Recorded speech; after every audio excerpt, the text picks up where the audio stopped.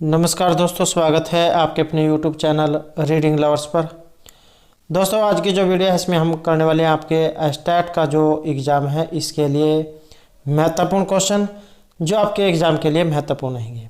और सभी के सभी यहाँ पर क्वेश्चन महत्वपूर्ण है, जिसमें हम आपके यहाँ पर पैडागोजी हो गई, Hindi, English, math, reasoning, Haryana G K, तो इन सभी के सभी भाग जो है इनके महत्वपूर्ण क्वेश्चन इनमें हम करेंगे, क्योंकि एग्ज़ाम में इनसे क्वेश्चन जरूर पूछे जाते हैं और सभी के सभी क्वेश्चन महत्वपूर्ण हैं।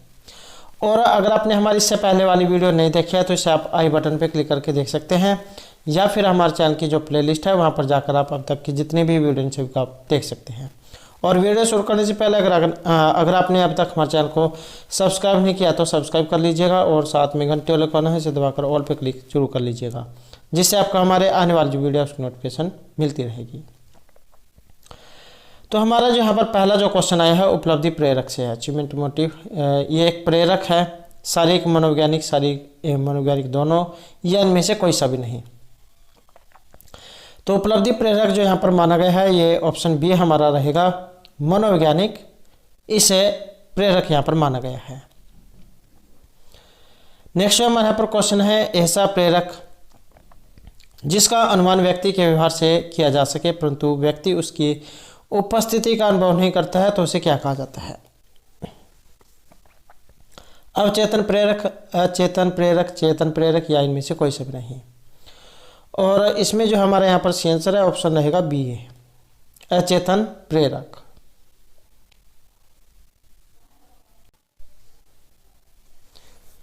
नेक्स्ट जो हमारे यहाँ पर क्वेश्चन है भूख से। भूख यहाँ पर एक प्रेरक है, और कौन सा प्रेरक है? अर्जित है, प्राथमिक है, अचेतन है, या द्वितीयक है?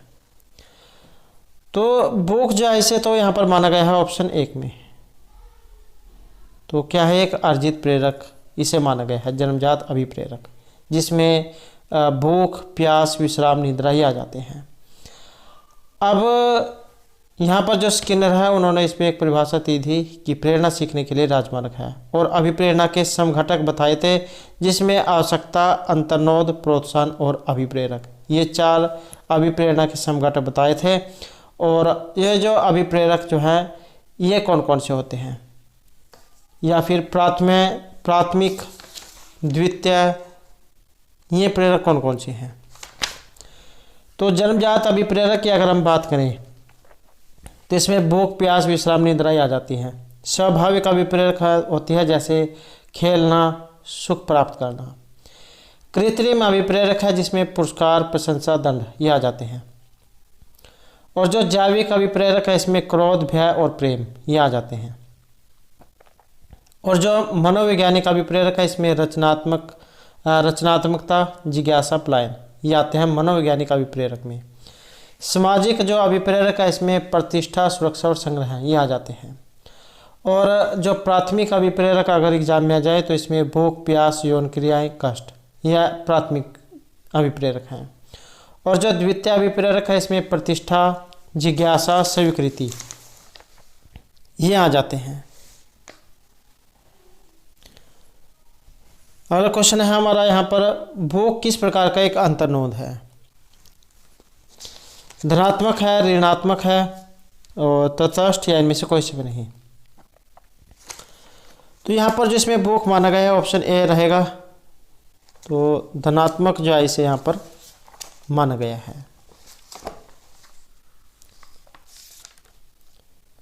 और प्राथमिक अभिप्रेरक जो है उसके अंतर्गत आता है भूख, प्यास, यौन क्रियाएं और कष्ट। नेक्स्ट क्वेश्चन है हमारा यहाँ पर, मैस्लो के आवश्यकता पद अनुक्रम सिद्धांत के अनुसार सबसे अंत में कौन सी आवश्यकता पूरी होती है? सम्मान, आत्मयथार्थता, सुरक्षा या सामाजिकी? तो मैस्लो जो है इनके अनुसार पद अनुक्रमिक सिद्धांत के अनुसार, और इसमें ऑप्शन बी वाली आत्म यथार्थता। नेक्स्ट हमारे यहाँ पर क्वेश्चन है, शारीरिक आवश्यकता के कारण उत्पन्न शारीरिक स्थिति को क्या कहते हैं? मूल प्रवृत्ति, अंतर्नोद, लक्ष्य या आकांक्षा?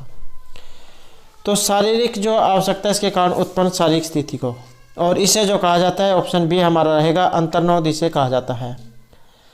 नेक्स्ट क्वेश्चन यहाँ पर, मैस्लो के अनुसार सबसे पहले आवश्यकताएं पूरी होती हैं सुरक्षा, सम्मान, दैहिक या सामाजिक। तो मैस्लो जो है उनके अनुसार जो यहाँ पर मानी गई है तो ऑप्शन सी रहेगा। तो दैहिक जो है इनके अनुसार यहाँ पर मानी गई है। नेक्स्ट क्वेश्चन हमारे यहाँ पर अचेतन प्रेरक का महत्व सर्वप्रथम किन के द्वारा प्रतिपादित किया गया था। तो अचेतन प्रेरक का यहाँ पर पूछा गया है वोंट, मैकडूगल, ये है मैकडूगल, फ्रायड या फिर वाटसन के द्वारा। तो अचेतन प्रेरक का यहाँ पर आया है और इसका जो माना गया है ऑप्शन सी वाला यहाँ पर इसमें माना गया है। और सिगमंड फ्रायड जो है इनके द्वारा अचेतन प्रेरक का महत्व सर्वप्रथम दिया गया था सिगमंड फ्रायड के द्वारा। और अब जो यहाँ पर इनके कुछ सिद्धांत भी दिए गए हैं, जैसे थॉर्नडाइक है, इनका है संबंधवाद का सिद्धांत, पावलोव का है क्लासिकल अनुबंधन का सिद्धांत, स्किनर का है क्रियाप्रसूत अनुबंधन का सिद्धांत, हल का है प्रबलन का सिद्धांत, गोथरी का है समीपता का सिद्धांत, और उसके बाद वर्दिमर कोफर-कोहलर जो उनका ये अंतर्दृष्टि का सिद्धांत है। टोलमैन का है अधिगम का सिद्धांत, कर्ट लेविन का क्षेत्र सिद्धांत, गैने का है अधिगम सोपानिकी, और अल्बर्ट बंडूर का है सामाजिक अधिगम का सिद्धांत। तो ये यहाँ पर कुछ जो है सिद्धांत मनोवैज्ञानिकों के द्वारा दिए गए हैं। नेक्स्ट क्वेश्चन है हमारे यहाँ पर जैविक या शारीरिक आवश्यकताओं से उत्पन्न अंतर्नोद को क्या कहते हैं। तो जैविक या शारीरिक आवश्यकता से उत्पन्न अंतर्नोद को गौण या द्वितीयक अंतर्नोद, समानजन्य प्रेरक, समानजन्य हो गए, और प्राथमिक या इनमें से कोई से भी नहीं। और यहाँ पर जो हमारा सी आंसर है ऑप्शन रहेगा सी ए। तो जैविक या शारीरिक आवश्यकता से उत्पन्न जो अंतर्नोद है इनको प्राथमिक अंतर्नोद कहा गया है। नेक्स्ट क्वेश्चन है प्राणी की ऐसी स्थिति आवश्यकता जो व्यवहार को लक्ष्य की ओर निर्देशित करती है उसे कहते हैं। सीखना, स्मृति, प्रेरणा या संवेग। तो प्राणी की ऐसी स्थिति आवश्यकता जो व्यवहार को लक्ष्य की ओर निर्देशित करती है तो इसे क्या कहा गया है, प्रेरणा इसे कहा गया है। अगला क्वेश्चन है निम्नलिखित में से कौन सा युग्म यहाँ पर कह सकते हैं। भूख शारीरिक अंतर्नोद है, उपलब्धि प्रेरक जन्मजात प्रेरक है, आक्रामकता का प्रेरक अर्जित प्रेरक है या क्रोध संवेग है। तो एक जोड़ा यहाँ पर इसमें गलत है और गलत है ये ऑप्शन बी वाला, उपलब्धि प्रेरक और जन्मजात प्रेरक। अगला क्वेश्चन यहाँ पर आवश्यकताओं के पद अनुक्रमिकता का उल्लेख सर्वप्रथम किसके द्वारा व्यवस्थित रूप में किया गया था। मैकडूगल के द्वारा, मर्रे के द्वारा, एटकिंसन के द्वारा या मॉस्लो के द्वारा। और इसमें हमारा रहेगा ऑप्शन डी, मॉस्लो के द्वारा। नेक्स्ट क्वेश्चन है व्यवहार में परिवर्तन करना सीखना है, स्थायी है, अस्थायी है, अपेक्षाकृत है या फिर ये सभी है। तो व्यवहार में परिवर्तन करना सीखना है और ये क्या माना गया है, और इसमें रहेगा ऑप्शन सी वाला है, अपेक्षाकृत। नेक्स्ट है एसओआर कारक निम्न में से किसकी देन है। विलियम वुंट, थॉर्नडाइक या पावलोव या फिर वुडवर्थ की। तो एसओआर कारक और ये जो देन मानी गई है ये विलियम जो वुडवर्थ जो है इनकी मानी गई है। अगला क्वेश्चन रहेगा संबंधवाद का सिद्धांत के जो प्रतिपादक माने गए हैं। गोथरी, थॉर्नडाइक, पावलोव या स्किनर। तो संबंधवाद का सिद्धांत के जो प्रतिपादक माने गए हैं यहाँ पर ये थॉर्नडाइक जो है इन्हें माना गया है। संबंधवाद का सिद्धांत ये थॉर्नडाइक का है, क्लासिकल अनुबंधन का पावलोव का है, क्रियाप्रसूत अनुबंधन का स्किनर का है, प्रबलन का सीएल हल का है, समीपता का सिद्धांत गोथरी का है, और अंतर्दृष्टि का जो सिद्धांत है ये वर्दिमर कोफर-कोहलर जो है उनका है। क्षेत्र सिद्धांत कर्ट लेविन का, अधिगम सोपानिकी गैने, और सामाजिक अधिगम का सिद्धांत अल्बर्ट बंडोरा का है। नेक्स्ट क्वेश्चन हमारे यहाँ पर गैस्टोलत वादियों ने परिस्थिति के सही प्रत्यक्षीकरण को क्या कहा था।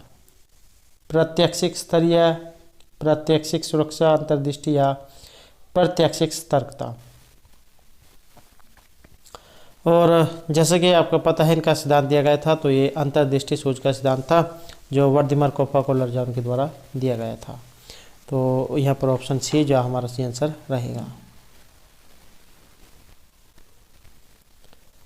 अगला क्वेश्चन है, थॉर्नडाइक मनोवैज्ञानिक थे ब्रिटेन, अमेरिका, भारत या रूस के? तो थॉर्नडाइक जो यहाँ पर मनोवैज्ञानिक जो माने गए हैं ये थे ऑप्शन बी अमेरिका के। नेक्स्ट है, स्किनर 1938 ने नैमित्तिक अनुबंधन संबंधी प्रयोग किस पर किया था? बिल्ली, चूहे, कुत्ते या बंदर पर? तो स्किनर के द्वारा जो प्रयोग किए गए थे ये चूहे पर किए गए थे। क्रिया प्रसूत अनुबंधन का सिद्धांत जो ये स्किनर का है।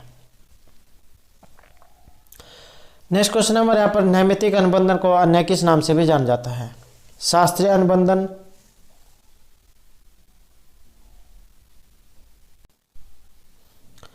यह हमारा क्वेश्चन है। नैमित्तिक अनुबंधन को अन्य किस नाम से भी जाना जाता है? शास्त्रीय अनुबंधन, पावलियन अनुबंधन, प्राचीन या क्रिया प्रसूत अनुबंधन का सिद्धांत? तो ये जो नैमित्तिक अनुबंधन जो है इसका जो यहाँ पर सी आंसर है तो ऑप्शन रहेगा डी, क्रिया प्रसूत अनुबंधन का सिद्धांत। तो ये स्किनर का था। नैमित्तिक अनुबंधन आ जाए या फिर क्रिया प्रसूत अनुबंधन का सिद्धांत। और ये जो पावलोव जो है इनका था क्लासिकल अनुबंधन का सिद्धांत। नेक्स्ट क्वेश्चन है यहाँ पर, पुरस्कार एवं दंड ये इनमें से किसका एक प्रकार है? बाह्य प्रेरणा, आंतरिक, भाषाई या इनमें से कोई से नहीं? तो पुरस्कार एवं दंड और ये जो माने गए हैं ये बाह्य प्रेरणा जो है इसका एक प्रकार माना गया है। नेक्स्ट क्वेश्चन हमारे यहाँ पर, एक कार्य के सीखने का दूसरे कार्य के सीखने पर कोई प्रभाव नहीं पड़ता है, तो इस प्रशिक्षण स्थानांतरण को क्या कहते हैं? निषेधात्मक, शून्य, नगण्य या तटस्थ प्रशिक्षण स्थानांतरण? तो एक कार्य के सीखने का दूसरे कार्य के सीखने पर कोई प्रभाव नहीं पड़ता है। जहाँ पर प्रभाव नहीं पड़ेगा तो इसे कहा जाएगा शून्य। अगर आप एक काम सीख लेते हैं और उसकी सहायता से दूसरा काम आप सिद्ध कर लेते हैं तो उसे कहा जाता है धनात्मक। और जहाँ पर ये काम कुछ भी नहीं होगा, एक कार्य के सीखने का दूसरे कार्य पर कोई प्रभाव नहीं पड़ेगा, तो फिर वो शून्य रहेगा। नेक्स्ट है यहाँ पर, अंतर्दृष्टि का जो प्रवर्तक है इनमें से माना गया है। अंतर्दृष्टि सूझ का सिद्धांत दिया गया था तो वर्दिमर कोप्पा कोलर जॉन के द्वारा ये दिया गया था, तो ऑप्शन सी रहेगा। कोलर पावलोव का था यहाँ पर क्लासिकल अनुबंधन का सिद्धांत, थॉर्नडाइक का है संबंधवाद का सिद्धांत और स्किनर का है क्रिया प्रसूत अनुबंधन का सिद्धांत। नेक्स्ट है हमारे यहाँ पर, अनुबंधन प्रयोग में केवल अनुबंधित उद्दीपक ध्वनि के उपस्थित करने पर होने वाली अनुक्रिया को क्या कहते हैं? अनुबंधित अनुक्रिया, व्यक्त या इनमें से कोई सी भी नहीं? तो अनुबंधन जो प्रयोग है इसमें होने वाली ये अनुक्रिया, और इसे जो कहा गया है ये अनुबंधित अनुक्रिया कहा गया है।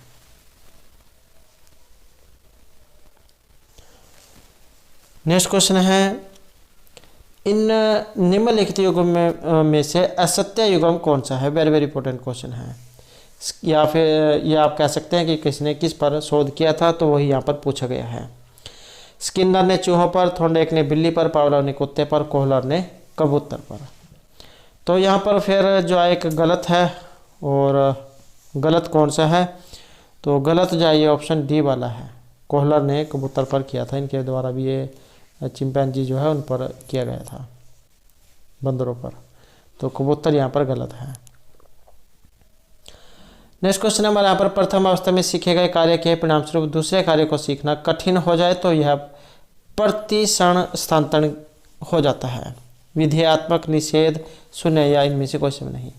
प्रथम अवस्था सीखे गए कार्य के परिणामस्वरूप दूसरे कार्य को सीखना अगर कठिन हो जाए, तो जो काम आपने पहले सीखा और दूसरा काम आप ना कर पाए वो कठिन हो जाए, तो इस प्रकार का जो सीखना होता है वो क्या कहलाता है? वो कहलाता है निषेधात्मक।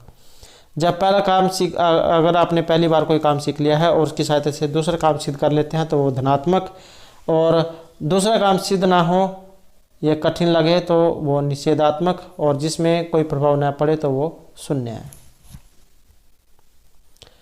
नेक्स्ट है हमारा पर ऐसे व्यवहार जो ज्ञात एवं निश्चित उद्दीपकों के द्वारा होते हैं उन्हें कहा जाता है घटित, प्रतिकृत, प्रत्यक्ष या प्रत्यक्ष व्यवहार। तो ऐसे व्यवहार जो ज्ञात एवं निश्चित उद्दीपकों के द्वारा होते हैं तो उन्हें जो कहा जाता है, तो इसे यहाँ पर रहेगा ऑप्शन बी, प्रतिकृत व्यवहार उन्हें कहा जाता है।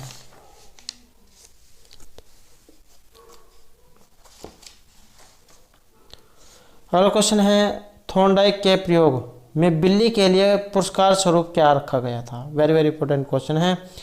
थॉर्नडाइक के प्रयोग में बिल्ली के लिए पुरस्कार स्वरूप उलझन बॉक्स था, प्रयोगकर्ता था, भोजन था, या इनमें से कोई सा भी नहीं था। तो यहाँ पर जो थॉर्नडाइक का जो है इनका ऑप्शन सी वाला है, भोजन यहाँ पर रखा गया था। नेक्स्ट क्वेश्चन है निम्नलिखित युग्मों में से असत्य युग्म कौन सा है। निषेधात्मक पुनर्बलन होता है गाली देना, शारीरिक प्रेरक होता है निद्रा, बाह्य प्रेरक होता है पुरस्कार, और आंतरिक प्रेरक है वेतन। तो यहाँ पर एक असत्य मतलब गलत है, और ये ऑप्शन डी वाला है, आंतरिक प्रेरक वेतन, ये यहाँ पर इसमें गलत है। नेक्स्ट क्वेश्चन हमारे यहाँ पर पावलो के अनुबंधन प्रयोग में पहले भोजन चूर्ण उसके बाद ध्वनि उपस्थित की गई थी। पहले ध्वनि उसके बाद भोजन दिया गया था। भोजन एवं ध्वनि दोनों साथ साथ दी गई थी, या इनमें से कोई सब नहीं। वेरी वेरी इंपॉर्टेंट क्वेश्चन है।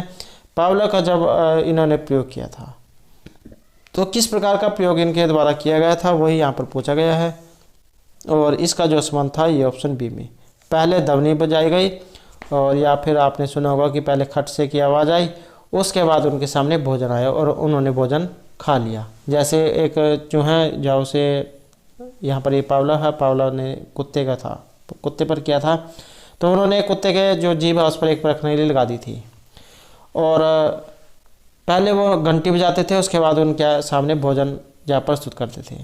फिर कुत्ते के मुंह से लार आती थी और उसे चेक करते थे कि कितने प्रतिशत है।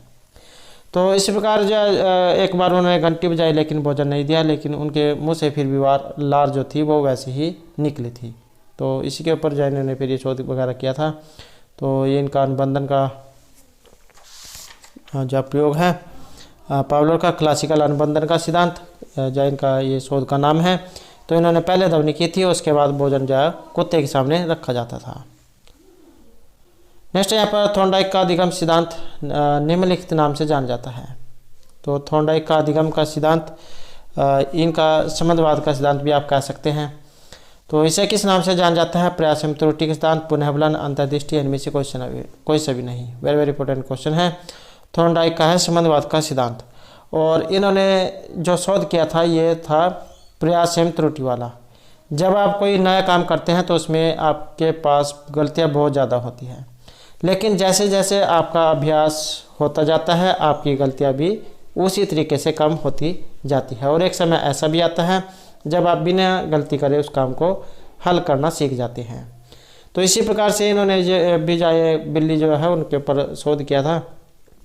तो जैसे एक बक्सा था उसमें बिल्ली को बंद कर दिया था, और बिल्ली के सामने खाना रख दिया, और उसका जो एक बक्सा जो था उसके अंदर वो भोजन था, और खट की आवाज़ करने पर वो बक्सा खुलता था और बिल्ली को भोजन मिलता था। तो बिल्ली ने बहुत प्रयत्न किए उसको खोलने के, तो ऐसे ही उछल कूद में उनका पाँव एक जो बटन जो था उस पर पड़ जाता है, और वो पिंजरा खुल जाता है और बिल्ली भोजन प्राप्त कर लेती है। तो इसी प्रकार से बार बार प्रयास करती है, और वो जान जाते हैं कि यहाँ पर बटन लगा हुआ है, और सीधे उसको दाबती और बटन से दाबती और वो भोजन उसे प्राप्त हो जाता। तो यही है यहाँ पर प्रयास और त्रुटि का, कि अगर आप कोई नया काम करते हैं तो उसमें गलतियाँ जरूर होती हैं, लेकिन जैसे जैसे आप अभ्यास करते हैं तो गलतियाँ उसमें आपकी ख़त्म हो जाती हैं। अगला क्वेश्चन यहाँ पर प्राचीन अनुबंधन को भी कहा जाता है नैमित्तिक, क्रिया प्रसूति अनुबंधन, पावलियन अनुबंधन, या इनमें से कोई से नहीं। तो ये प्राचीन अनुबंधन जो है इसे क्या कहा जाता है, और इसे जो कहा जाता है ऑप्शन सी वाला पावलियन अनुबंधन, या पावलोव जो है उनका क्लासिकल अनुबंधन का सिद्धांत। नेक्स्ट क्वेश्चन यहाँ पर किसी कार्य को बार बार दोहराने से उसका संबंध दृढ़ हो जाता है। थॉर्नडाइक के किस नियम पर आधारित था? ये वही बात है जब आप जैसे मैथ के क्वेश्चन हैं उन्हें जब निकालना शुरू करते हैं तो पहली बार में आप जब फार्मूले आपके याद नहीं होते हैं, लेकिन जैसे जैसे आप उन क्वेश्चन को करते जाते हैं आपके फार्मूले जो है याद हो जाते हैं, तब आप क्वेश्चन को देखते हैं और आंसर भी निकाल लेते हैं। तो यही है प्रयास और त्रुटि वाला अभ्यास का नियम आप इसे कह सकते हैं। तो ये अभ्यास का नियम है और यहाँ पर जो ये मनोवैज्ञानिक हैं इनके द्वारा 3 मुख्य और 5 गौण जो नियम है वो दिए गए थे। तो ये जो नियम हैं कौन कौन से थे इनके बारे में भी हम देख लेते हैं। तो इनका था अभ्यास का नियम, प्रभाव का नियम और तत्परता का नियम। यह थॉर्नडाइक के अधिगम के नियम हैं। कौन कौन से? अभ्यास, प्रभाव और तत्परता। ये जो 3 तो हैं यहाँ पर मुख्य है और 5 है गौण। बहु अनुक्रिया का नियम, मनोवृत्ति का, आंशिक क्रिया का, सादृश्यता का और साचार्यात्मक रूपांतरण का नियम। तो ये 5 गौण थे और 3 मुख्य नियम थे। अगला क्वेश्चन है क्रियात्मक अनुबंधन का सिद्धांत किसकी देन माना गया है? थॉर्नडाइक, पावलोव, स्किनर या इनमें से कोई सा भी नहीं। तो क्रियात्मक अनुबंधन का जो सिद्धांत देन जो यहाँ पर मानी गई है इसमें हमारा आंसर ऑप्शन सी वाला रहेगा। तो ये जो स्किनर जो है इनका था ये सिद्धांत, क्रिया प्रसूत अनुबंधन का सिद्धांत। नेक्स्ट क्वेश्चन है हमारे यहाँ पर सीखने का प्रयत्न त्रुटि सिद्धांत ये दिया गया था पावलोव, टोलमैन, थॉर्नडाइक या स्किनर के द्वारा और ये था थॉर्नडाइक के द्वारा। नेक्स्ट है थॉर्नडाइक के प्रयत्न त्रुटि सिद्धांत पर विशेष बल नहीं दिया गया है। प्रेरणा, अभ्यास, समझ या इनमें से कोई से भी नहीं। और इसमें जो है ये ऑप्शन रहेगा हमारा सी वाला। तो समझ के ऊपर इसमें ज़्यादा जोर नहीं दिया गया है, इसमें दिया गया है अभ्यास के ऊपर। जैसे जैसे आप अभ्यास करोगे तो एक समय ऐसा आएगा जब आप बिना गलती करे उस काम को आसानी से कर दोगे। अगला क्वेश्चन यहाँ पर सीखी गई क्रिया का अन्य समान परिस्थिति में उपयोग किया जाना क्या कहलाता है? अधिगम, अधिगम का स्थानांतरण, परिपक्वता या इनमें से कोई से भी नहीं। तो जैसे आपने पहले कोई काम सीखा और उसी के आधार पर आप दूसरा काम कर लेते हैं, तो सीखी गई क्रिया का अन्य समान परिस्थिति में उपयोग किया जाना ये जो कहलाता है ये अधिगम का स्थानांतरण कहलाता है। स्थानांतरण आपने पढ़ा होगा, मतलब बदली। अगला क्वेश्चन यहाँ पर क्रिया की सफलता से संतोष एवं असफलता से असंतोष होता है। थॉर्नडाइक के नियम को ये किस नियम को दिखाता है, इंगित करता है? अभ्यास, प्रभाव, तत्परता या इनमें से कोई सा भी नहीं या फिर ये सभी। तो आपने देखा भी होगा अगर आप सफल हो जाते हैं किसी काम में तो आप बहुत खुश होते हैं और अगर आपको सफलता नहीं मिलती है तो आप उदास हो जाते हैं। तो ये थॉर्नडाइक का नियम था एक, और कौन सा नियम था ये? और इस नियम का नाम है प्रभाव का नियम। अगला क्वेश्चन है थॉर्नडाइक ने 1898 ईस्वी में अर्थात इन्होंने अपना पहला प्रसिद्ध प्रयोग जो किया था ये किसके ऊपर किया गया था? कुत्ते, बिल्ली, चूहे या कबूतर पर। तो थॉर्नडाइक जो है इन्होंने जो शोध किया था अपना, ये एक बिल्ली जो है उस पर किया था। एक पिंजरे में बंद कर दिया और उनके सामने एक बक्सा था जिसके अंदर भोजन था और उस पर एक बटन लगा हुआ था और उस बटन के दाबने पर बिल्ली को भोजन मिलता था। तो बिल्ली जब उछल कूद करती थी और उस पर जैसे उनका पैर पड़ गया तो उसे भोजन मिल गया। एक समय ऐसा आया जब बिल्ली ने पता लग गया कि ये जो यहाँ पर बटन है इसे दबाओ और भोजन प्राप्त करो। तो इस प्रकार का एक शोध था ये। अगला क्वेश्चन यहाँ पर प्रशिक्षण स्थानांतरण, ट्रांसफर ऑफ ट्रेनिंग ये क्या है? पर्यावरण से सीखना, नवीन कार्य सीखना, एक परिस्थिति से प्राप्त प्रशिक्षण का दूसरी परिस्थिति के सीखने में उपयोग, विभिन्न प्रशिक्षकों को से भिन्न भिन्न कौशल सीखना। तो प्रशिक्षण स्थानांतरण जो है इसका माना गया ऑप्शन सी वाला, एक परिस्थिति से प्राप्त प्रशिक्षण का दूसरी परिस्थिति के सीखने में उपयोग करना। अगला क्वेश्चन है, दूसरों के कार्य या व्यवहार को देखकर उसी तरह कार्य करना क्या कहलाता है? प्रेरणा, मूल प्रवृत्ति, अनुकरण या फिर अनुबंधन। और यहाँ पर रहेगा ऑप्शन सी वाला, अनुकरण। तो आपने देखा भी होगा घर में जो किसी के अगर छोटे भाई बहन हैं तो वह जैसा काम करते हैं बड़े वाले, उन्हीं की नकल वो छोटे बच्चे भी करते हैं। जैसे वे काम करते हैं उसे, क्योंकि उन्हें ये नहीं पता होता है कि ये काम सही हो रहा है या फिर गलत हो रहा है, लेकिन वे उनका अनुकरण करते हैं। तो यही है दूसरे के कार्य या व्यवहार को देखकर उसी तरह की कार्य करना या फिर नकल करना। नेक्स्ट क्वेश्चन है हमारे यहाँ पर, किसी कार्य को सीखने में पुरस्कार मिलने पर क्या प्रभाव पड़ता है? प्राणी उस कार्य को देर से करेगा, जल्दी करेगा, कोई प्रभाव नहीं पड़ेगा या फिर ये सभी करेगा। तो जहाँ पर किसी काम के लिए कोई इनाम दिया जाता है, आपने देखा भी होगा क्लास में, अगर एक बच्चे ने अच्छा काम किया और अगर उसे कोई छोटा मोटा जो है वो पुरस्कार भी दे दिया जाता है, तब उसके अंदर जोश की भावना आ जाती है और वो फिर पहले से भी अच्छा काम उसको करता है। या फिर अन्य जो बच्चे हैं अगर देखते हैं कि भाई इस बच्चे ने पुरस्कार प्राप्त किया है, हम भी ऐसा ही काम करेंगे और हमें भी पुरस्कार मिलेगा, तो वे भी उसके देख हम देख बढ़िया काम करते हैं। तो यहाँ पर ऑप्शन बी वाला रहेगा, प्राणी उस कार्य को फिर जल्दी से सीख लेता है। नेक्स्ट क्वेश्चन हमारे यहाँ पर, प्रेरणा के लक्ष्य को लेकर प्रेरणाजन्य कार्य में निम्नलिखित में से कौन सी विशेषताएं पाई जाती हैं? परिवर्तनशील, लक्ष्य प्राप्त करने की बेचैनी, लक्ष्य प्राप्ति से शांति या फिर ये सभी। तो प्रेरणा के लक्ष्य को लेकर प्रेरणाजन्य कार्य में, और इसमें जो रहेगा हमारा ऑप्शन डी वाला, ये सभी, जिसमें परिवर्तनशील, लक्ष्य प्राप्त करने की बेचैनी, लक्ष्य प्राप्ति से शांति वगैरह सभी आ जाते हैं। अगला क्वेश्चन है, आधुनिक शैक्षिक दृष्टिकोण से अधिगम अनुभव की सफलता किस पर निर्भर करती है? सीखने वाले छात्र की तत्परता, शिक्षक के व्यक्तित्व, सीखने वाले की प्रेरणा या सीखने की परिस्थिति तथा वातावरण पर। तो आधुनिक शैक्षिक दृष्टिकोण से अधिगम अनुभव की सफलता, और ये जो निर्भर करती है इस सीखने वाले छात्र की तत्परता पर निर्भर करती है। अगला क्वेश्चन है, अभिकर्मित अन्वेषण का जन्म माना जाता है? ऑपरेंट कंडीशनिंग, क्लासिकल कंडीशनिंग, उद्दीपन क्रिया या फिर बी और सी से। और यहाँ पर रहेगा ऑप्शन ए वाला, अभिकर्मित अन्वेषण का जो संबंध है ये ऑपरेंट कंडीशनिंग जो है इससे माना गया है। अगला क्वेश्चन है, याद करने का सबसे अच्छा जो तरीका है वो क्या होता है? रटना, समझना, जोर जोर से बोलना या लिखकर याद करना।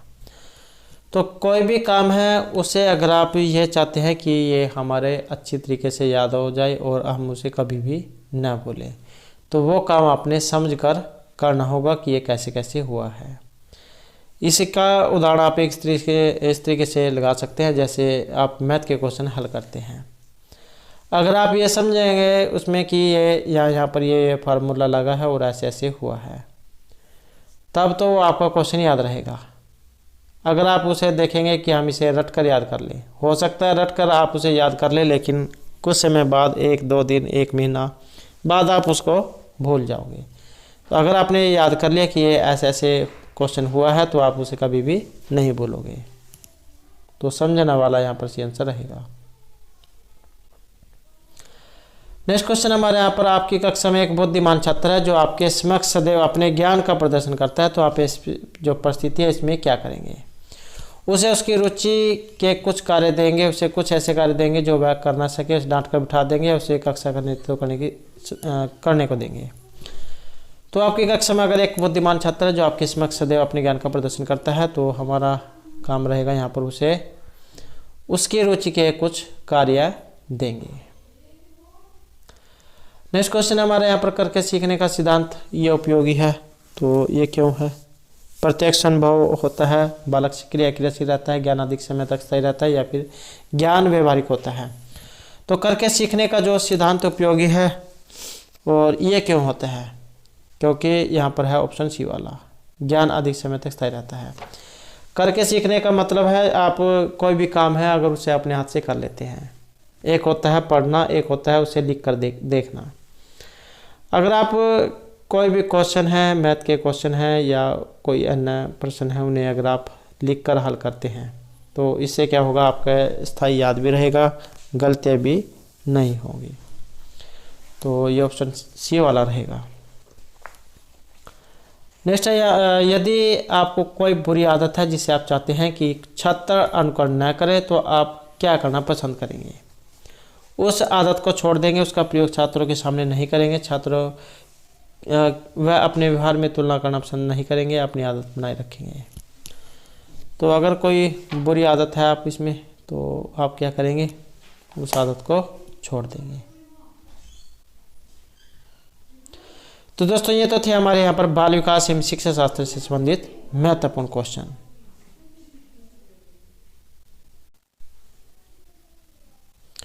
तो अब जब हमारा यहाँ पर हिंदी वाला जो भाग है वो आ चुका है, और इसमें अब हम यहाँ पर हिंदी से संबंधित जो महत्वपूर्ण क्वेश्चन हैं इनको करेंगे। तो हमारे यहाँ पर पहला जो क्वेश्चन है, इनमें से एक बेमेल शब्द है वो आपने बताना है।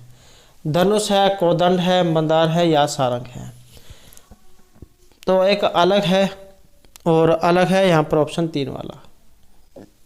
ये मंदार जो है ये अलग है, और जो सभी है यहाँ पर ये संबंधित है। नेक्स्ट जो यहाँ पर क्वेश्चन है, संकीर्ण शब्द जो है इसका विलोम अर्थात इसका जो उल्टा शब्द वो आपने बताना है। अजीर्ण है, तुच्छ या विस्तीर्ण? तो संकीर्ण होता है किसी भी चीज़ को इकट्ठा करना, और विस्तीर्ण होगा इसको फैलाना। तो ऑप्शन रहेगा 4। नेक्स्ट क्वेश्चन हमारा पर, जो व्याकरण का ज्ञाता हो वाक्यांश के लिए एक शब्द, विवक्षा, व्याकरण, वाचाल या वर्णमाला? तो जो व्याकरण का ज्ञाता हो उसे क्या कहा जाएगा, उसे क्या जाएगा, व्याकरण।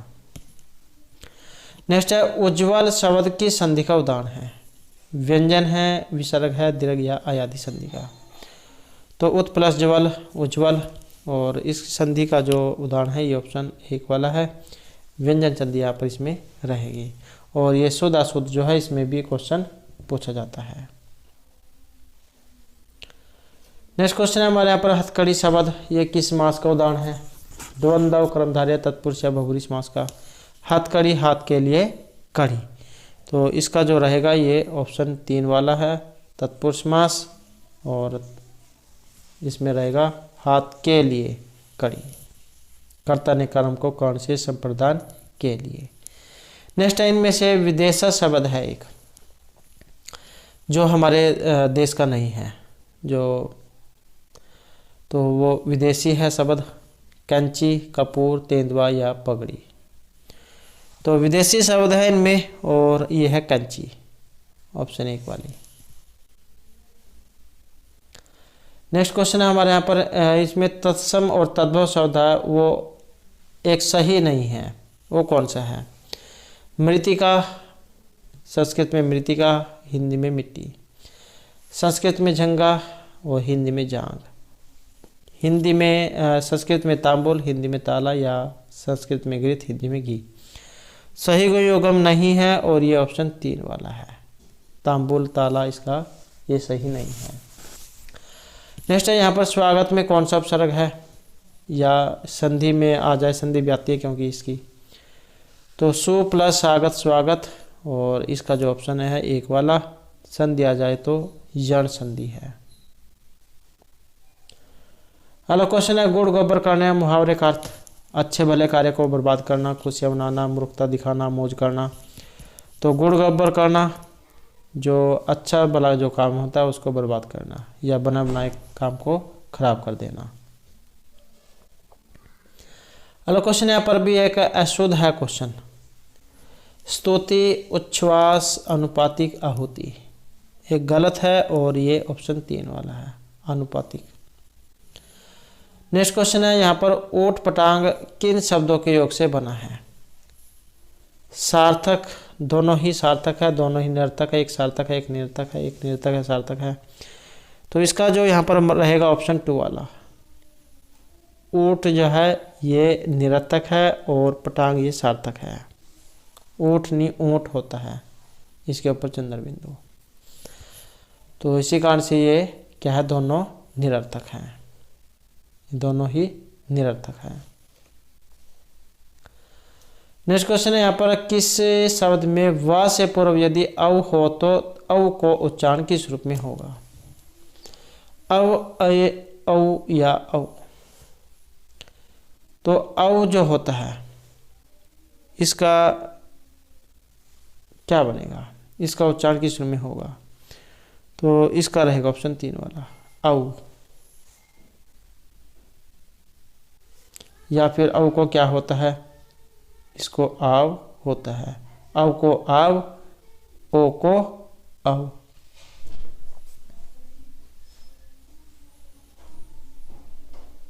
तो इसका जो आप ये ऑप्शन 1 वाला यहाँ पर आव, ये आप सही कर लेना, आव जा यहाँ पर इसका आएगा। नेक्स्ट क्वेश्चन है, आज बजट के ऊपर बहस होगी, वास्तव में कौन सी अशुद्धि है? तो यहाँ पर एक अशुद्धि है और किस प्रकार की ये अशुद्धि है? क्रिया विशेषण संबंधी, पदक्रम, पदबंध या कारक संबंधी। और ये जो मानी गई है ये कारक संबंधी यहाँ पर अशुद्धि जैसे में मानी गई है। नेक्स्ट क्वेश्चन, अमीर खुसरो ने किस बोली में मुकरिया पहली आदि की रचना की है? ब्रजभाषा, खड़ी बोली, अवधी या मैथिली में। तो अमीर खुसरो ने किस बोली में ये इनकी रचना की है? और ये है ऑप्शन 2 खड़ी बोली में। नेक्स्ट क्वेश्चन है यहाँ पर, अन्विति शब्द है, आकारांत है, आकारांत, इकारांत या तकारांत।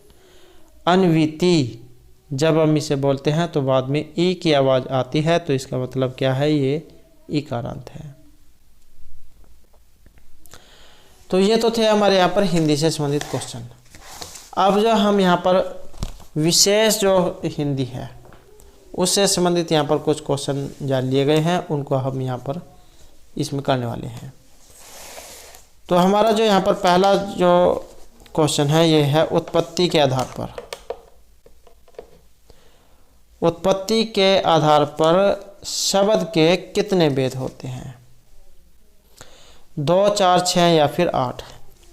तो उत्पत्ति जिसके आधार पर आपने बताने हैं, और ये ऑप्शन बी वाला है। तो उत्पत्ति के आधार पर कितने हैं? तो ये 4 माने गए हैं। और कौन कौन से हैं? उत्पत्ति, व्युत्पत्ति, रूप और अर्थ। तो इस प्रकार से है। अगला क्वेश्चन है, संस्कृत के ऐसे शब्द जिसे हम ज्यों का त्यों प्रयोग में लाते हैं उन्हें क्या कहते हैं? तो उन्हें हम तत्सम कहते हैं। जो संस्कृत के जैसे हमें वैसे ही लिख के पढ़े बोले जाते हैं तो वे होते हैं तत्सम शब्द, और उनका अर्थ आगे फिर तद्भव होता है। नेक्स्ट क्वेश्चन है यहाँ पर, रूढ़ शब्द कौन से हैं? वाचनालय, समतल विद्यालय या पशु। और इसमें जो रहेगा ये ऑप्शन डी वाला है। पशु शब्द क्या है? ये एक रूढ़ है। रूढ़, यौगिक और योग रूढ़, इस प्रकार के ये 3 होते हैं। तो ये है रचना के आधार पर। रचना के आधार पर शब्द के 3 भेद होते हैं। कौन कौन से? रूढ़, यौगिक और योग रूढ़। रूढ़ क्या होता है? जिन शब्दों के सार्थक खंड न हो सके और जो अन्य शब्दों के मेल से न बने हों उन्हें रूढ़ कहते हैं। जैसे आप किसी का नाम लो, जैसे राम है, जब हम इसे इसके अलग अलग करेंगे, संधि कर देंगे तो कुछ नहीं बनेगा। चावल हो गया, दिन हो गया, घर, मुंह, घोड़ा, जब हम इनको अलग अलग करेंगे तो इनका कोई अर्थ नहीं निकला है। ये तो हो गए रूढ़। और एक होते हैं यौगिक। योग से आप समझ सकते हैं, योग का मतलब होता है जोड़। जोड़ कैसे होगा? जब 2 वस्तुएं चीज़ें उसमें मिलेंगी।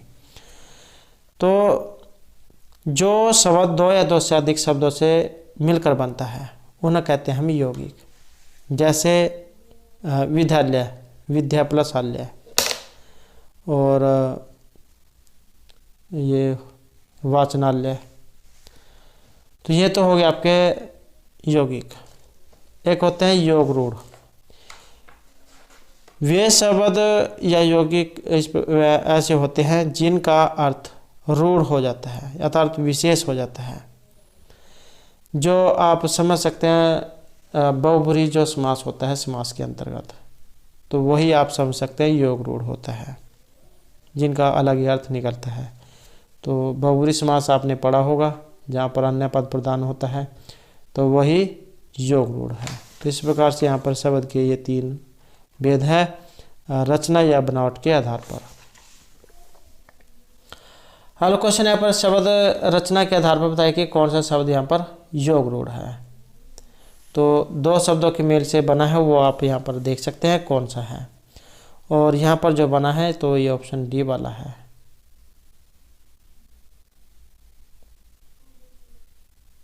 तो इसमें जो देखें हम यहाँ पर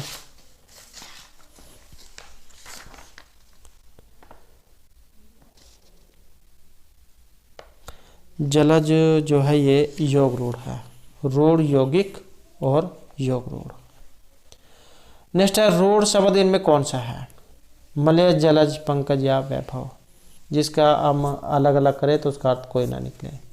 तो इस प्रकार जो है ये इसमें जो लिया गया ऑप्शन डी वाला वैभव। नेक्स्ट क्वेश्चन है यहाँ पर परीक्षा शब्द इनमें से किस वर्ग में आता है। तत्सम, तद्भव, देशज या विदेशज में।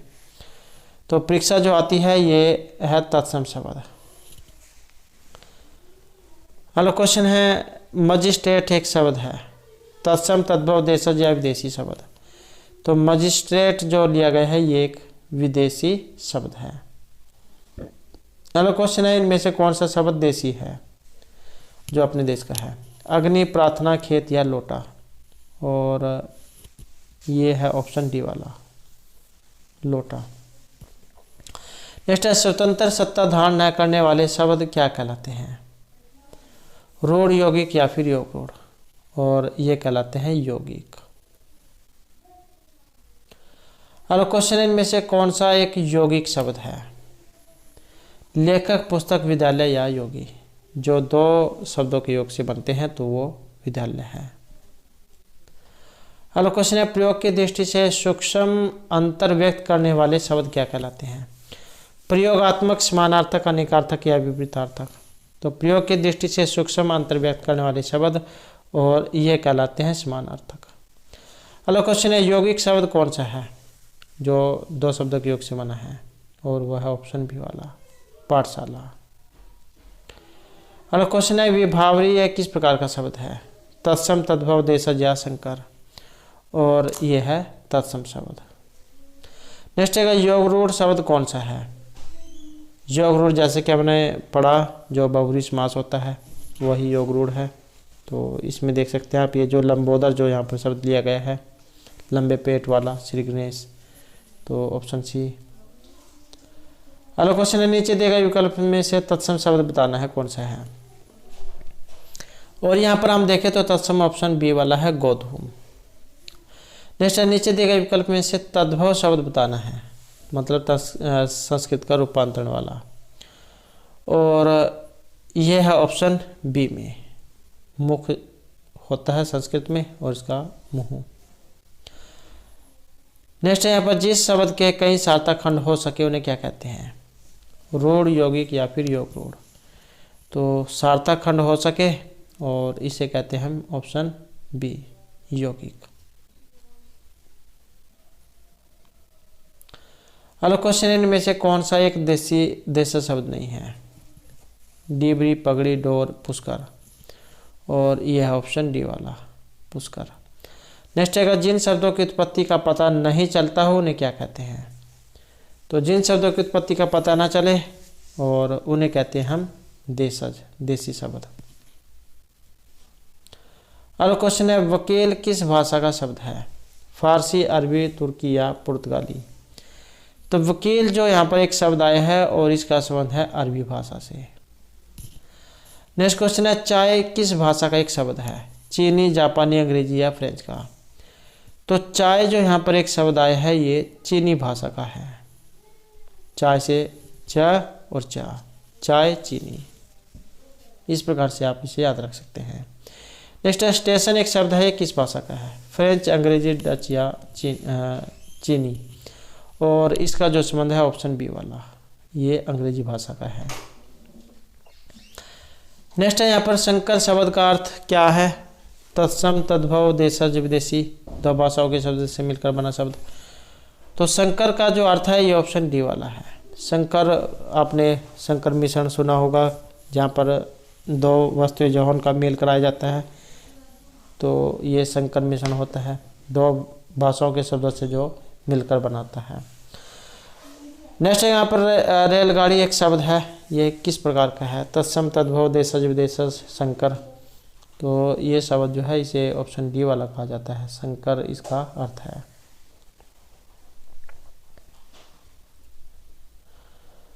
नेक्स्ट है यहाँ पर वानर एक शब्द है, ये किस प्रकार का है?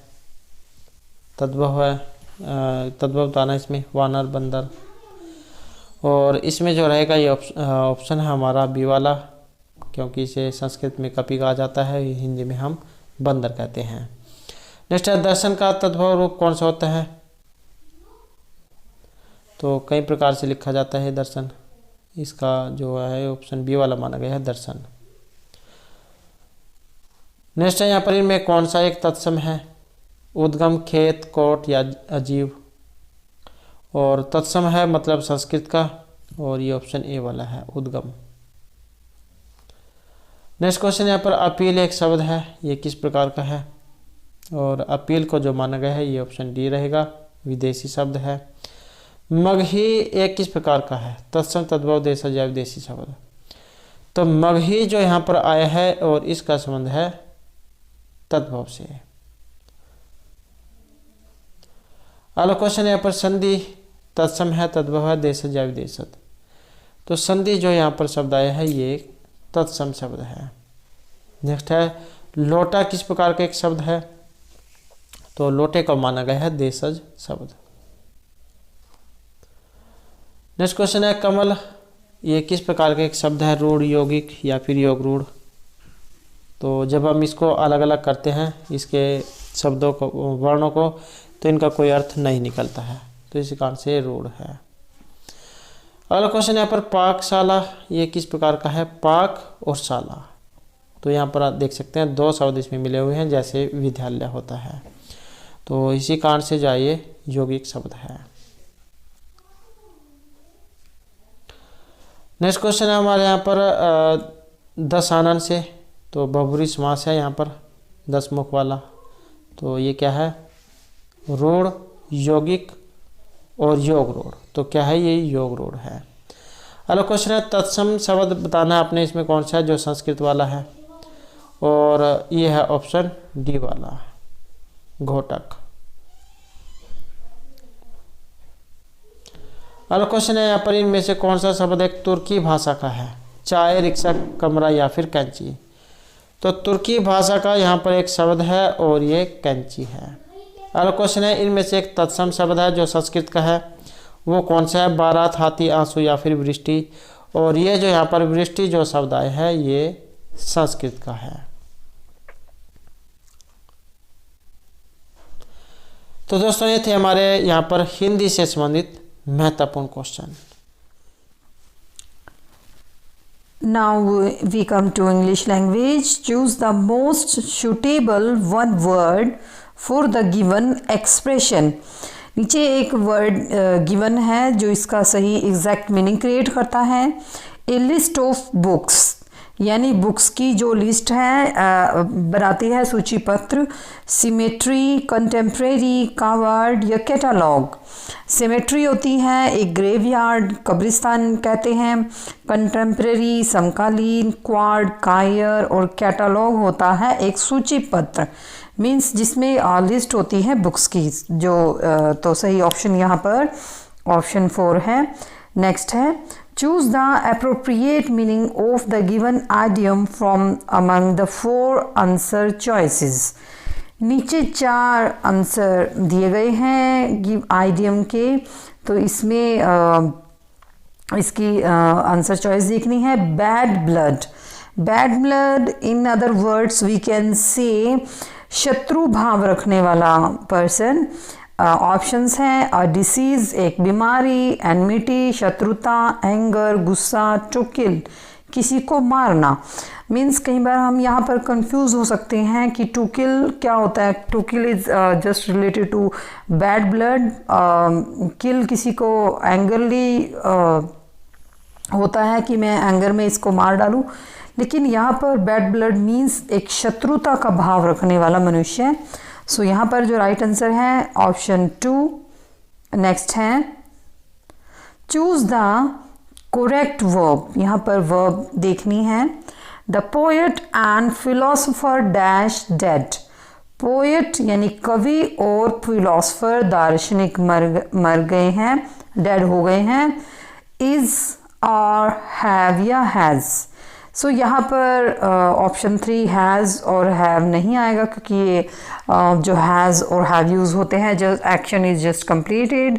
लेकिन यहाँ पर हम कई बार कंफ्यूज हो जाते हैं कि यहाँ पर 2 पर्सन के बारे में बताया हुआ है कि the poet and philosopher, but ये जो फॉर्म है ये एक सिंगल फॉर्म में यहाँ पर यूज़ हुआ है, ये प्लूरल नहीं है। तो यहाँ पर आर नहीं आएगा, यहाँ पर आएगा is. The poet and philosopher is dead, not are dead. So सही आंसर है ऑप्शन 1। नेक्स्ट है group of 4 words are given।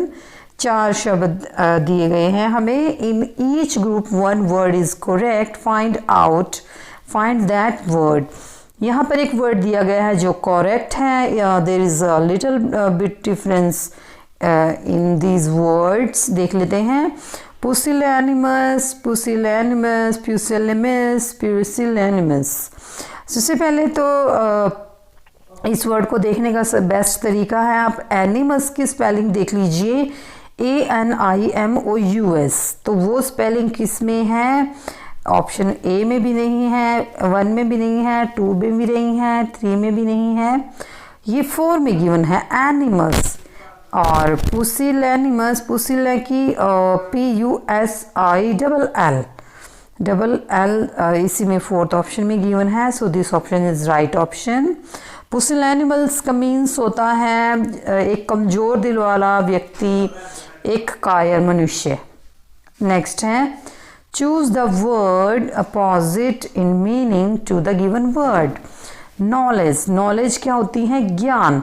सो यहाँ पर बिल्कुल एग्जैक्ट दिख रहा है ज्ञान, अज्ञान। अज्ञान क्या होती है? इग्नोरेंस। सो फॉली, मूर्खता, ब्लिस, वरदान, ब्लाइंडनेस, अंधता। तो यहाँ पर जो इसका राइट ऑप्शन बनेगा वो ऑप्शन है 2। नेक्स्ट है choose the correct synonym to the given word. Infinite, infinite क्या होता है? असीमित। ऑब्स्टेकल, बाधा, लिमिटलेस, असीमित। ऑब्स्ट्रक्शन भी बाधा होती है, और स्टायरी, हलचल। सो यहाँ पर एकदम से दिख रहा है जो ऑप्शन है limitless is a very easy question. तो हमारा आंसर बनेगा ऑप्शन 2। नेक्स्ट है fill in the blank with the most suitable option. ये क्वेश्चन इंपॉर्टेंट है, ये स्टेट 2016 में आया हुआ है। Dash child should learn to read and write. तो ये क्या कह रहा है कि सभी बच्चों को लिखना और पढ़ना सीखना चाहिए। तो यहाँ पर हम ऑल, एवरी, होल या बोथ, यहाँ पर हम कंफ्यूज हो जाते हैं ऑल और एवरी में। ठीक है, ऑल सभी बच्चों को, एवरी हर एक को, होल सभी को, बोथ या जो 2 के कंपैरिजन में आता है। तो यहाँ पर जो सही वर्ड आएगा एवरी आएगा, क्योंकि every child should learn. All child, all के साथ आता द चाइल्ड, जो किसी स्पेशल पर्सन के बारे में बात करता है। सो यहाँ पर जो राइट आंसर होगा वो होगा ऑप्शन 2, एवरी चाइल्ड। नेक्स्ट है can I ask your dash do you think TV violence is harmful. ये क्वेश्चन भी इम्पोर्टेंट है क्योंकि ये भी एचटेट 2016 में आया हुआ है। सो यहाँ पर ये क्या कह रहा है कि मैं आपसे क्या मैं आपसे डैश पूछ सकता हूँ कि जो टीवी पे जो वायलेंस है, हिंसा दिखाई जा रही है, वो हार्मफुल है। ओपिनियन, ऑप्शंस है हमारे ओपिनियन, ओपिनियन मीन्स हमारी राय, विचार। फेवर, पक्ष, क्वेश्चन, प्रश्न, एडवाइस, सलाह। तो कैन आई आस्क योर, हम किसी से क्या पूछते हैं? किसी का पक्ष नहीं, हम किसी से किसी की राय पूछ सकते हैं। सो यहाँ पर जो राइट ऑप्शन बनेगा वो option 1, can I ask your opinion. Next है वेयर इज माई वैलेट, मेरा वैलेट कहाँ है? I left it dash the kitchen table. अगर आपको एक फ्रेजल याद हो, ऑन द टेबल, क्योंकि चीज़ जो होती है वो ऊपर रखी जाती है किसी चीज़ के, जैसे टेबल यहाँ पर दिया हुआ है। This question is also very important, ये भी 2016 में आया हुआ है। तो यहाँ पर आप अपने ऑप्शंस ज़रूर देख लीजिए, at, in, on and by. थोड़ा इत्मीनान से कीजिए, देख कर कीजिए, ठीक है। So option 3 is right here. Next है वन ऑफ द 4 अल्टरनेटिव्स, यहाँ पर 4 अल्टरनेटिव्स दिए गए हैं, विकल्प दिए गए हैं। Choose the one which can be substituted for the given words और सेंटेंस।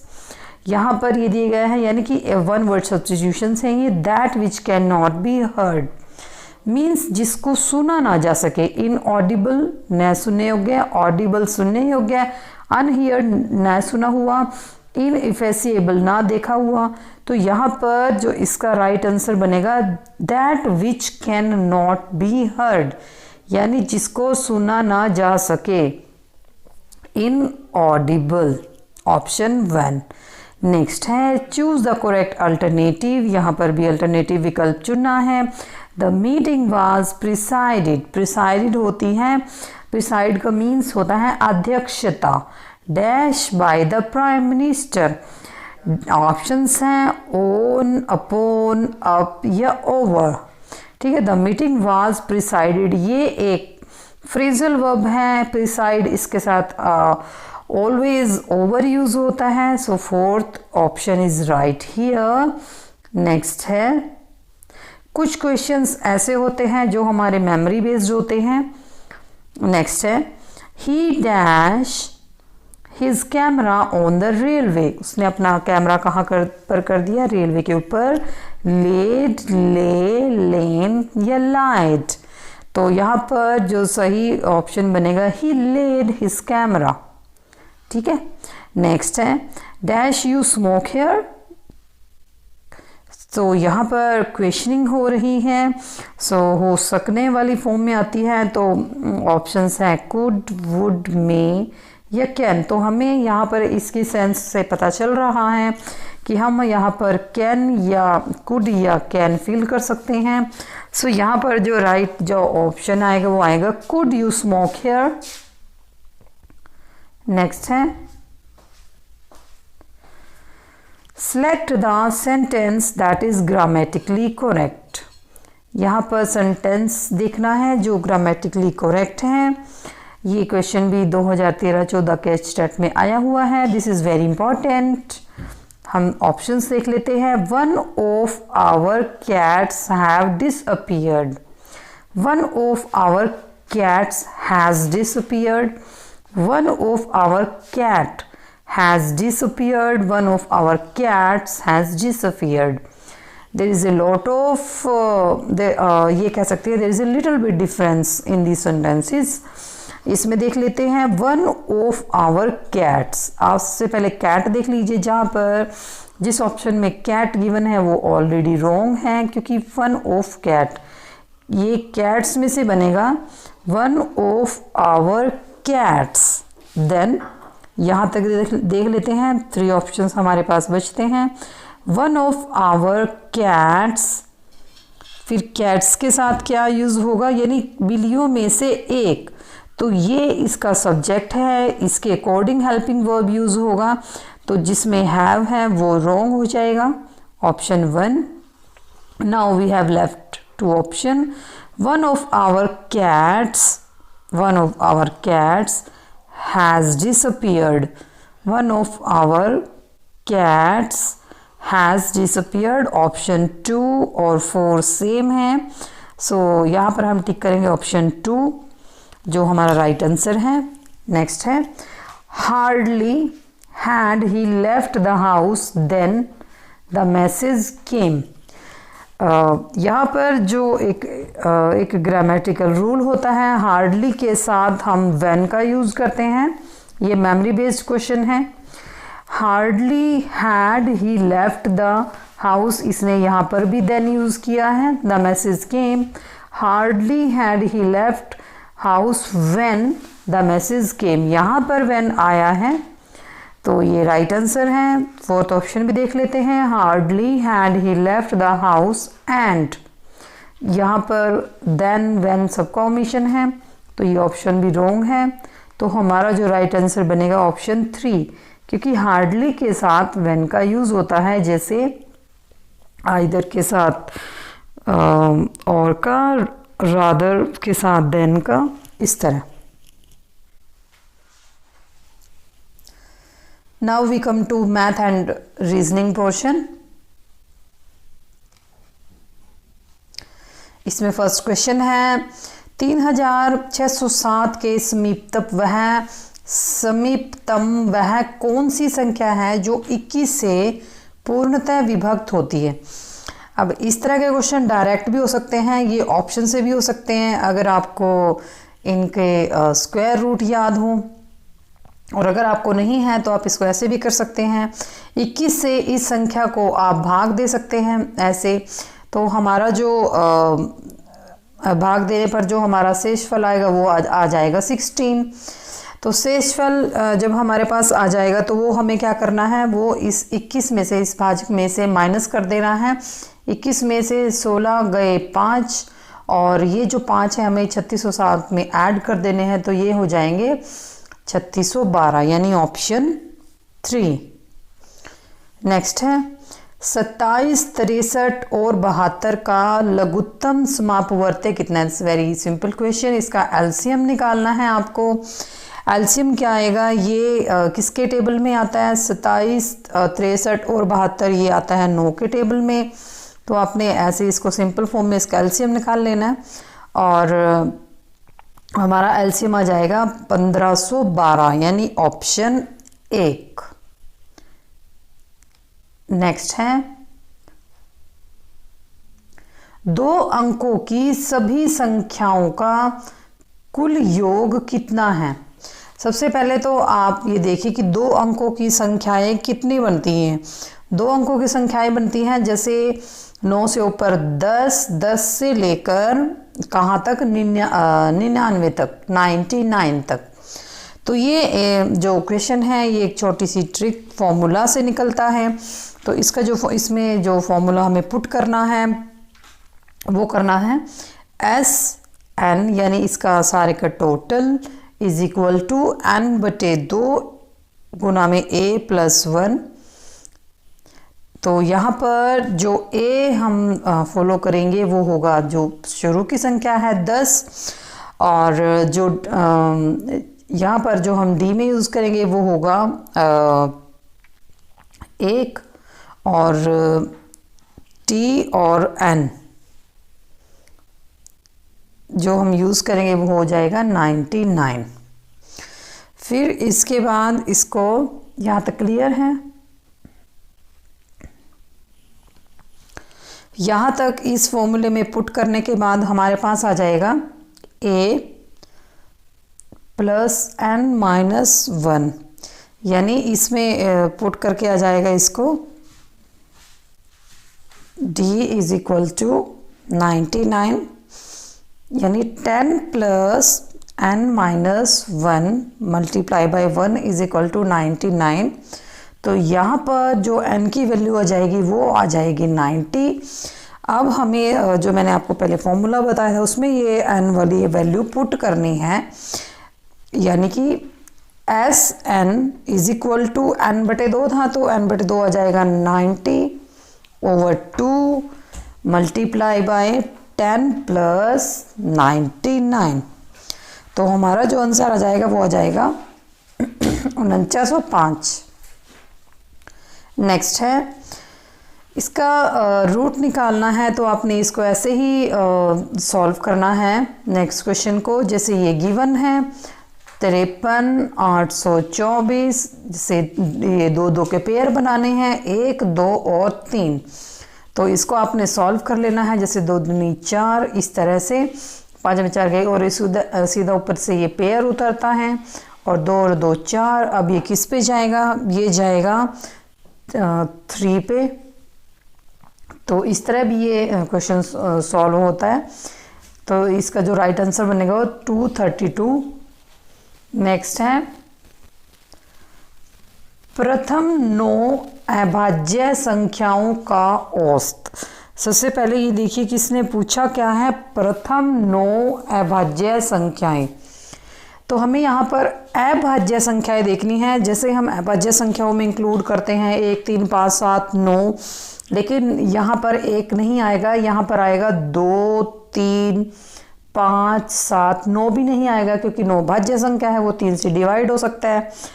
तो 7 11 13 17 19 और 23, इन सभी को आपने ऐड कर देना है और बटे में 9 और ऐसे सॉल्व कर लेना है। तो हमारा जो आंसर आएगा आ जाएगा 11 सही 1/9। क्लियर है। नेक्स्ट है किसी संख्या का 30% यदि 12.6 हो। अब सपोज करो कोई संख्या x है, इसका 30% कितना है, 12.6, यानी x का 30/100। तो आप इसको अब सॉल्व कर लीजिए। 30 x का जो x वाली वैल्यू है वो नीचे आ जाएगी, तो ये बन जाएगा x इज इक्वल टू 12.6 गुना 30/100, यानी ये इससे मल्टीप्लाई हो जाएगा। ठीक है, तो ये आ जाएगी। इसको थोड़ा और क्लियर देख लेते हैं। अब यहाँ पर हमने देखा था x का 30/100 कितना हो जाएगा, 12.6। तो ये हो जाएगा अब 12.6, ये इसके साथ मल्टीप्लाई हो जाएगा, मल्टीप्लाई बाय 100/30। अब इसको सॉल्व कर ले, ये हो जाएगी 42, यानी हमारा जो आंसर आएगा वो आएगा 42। नेक्स्ट है, अब ये सर्ड्स और इंडाइस वाला क्वेश्चन है। तो घातांक इन हिंदी घातांक और करनी वाला। तो इसने पूछा है कि 5 की 7 गुना 5 की 4 डिवाइड बाय 5 की 8 का मान क्या है। अब जो गुना में जो पावर्स दी होती हैं, गुना में जो पावर्स दी गई होती हैं वो ऐड होती हैं हमेशा, यानी 5 की 7 प्लस 4 बटे में 5 की 8, तो 7 और 4 कितने होते हैं, 11। तो ये हो जाएंगी 5 की 11 और 11 नीचे ये डिवाइड वाला है तो ये माइनस हो जाएगा। 11 में से 8 गए क्या हो जाएंगे, 3, तो 5 की 3 क्या होता है, 125 होता है, यानी 5 25 5 125। तो यहाँ पर जो राइट आंसर होगा वो ऑप्शन 3 125। नेक्स्ट है 1360 का 22.5% प्लस 225 का 13.6%। बस आपने इसको ऐसे ही करना है।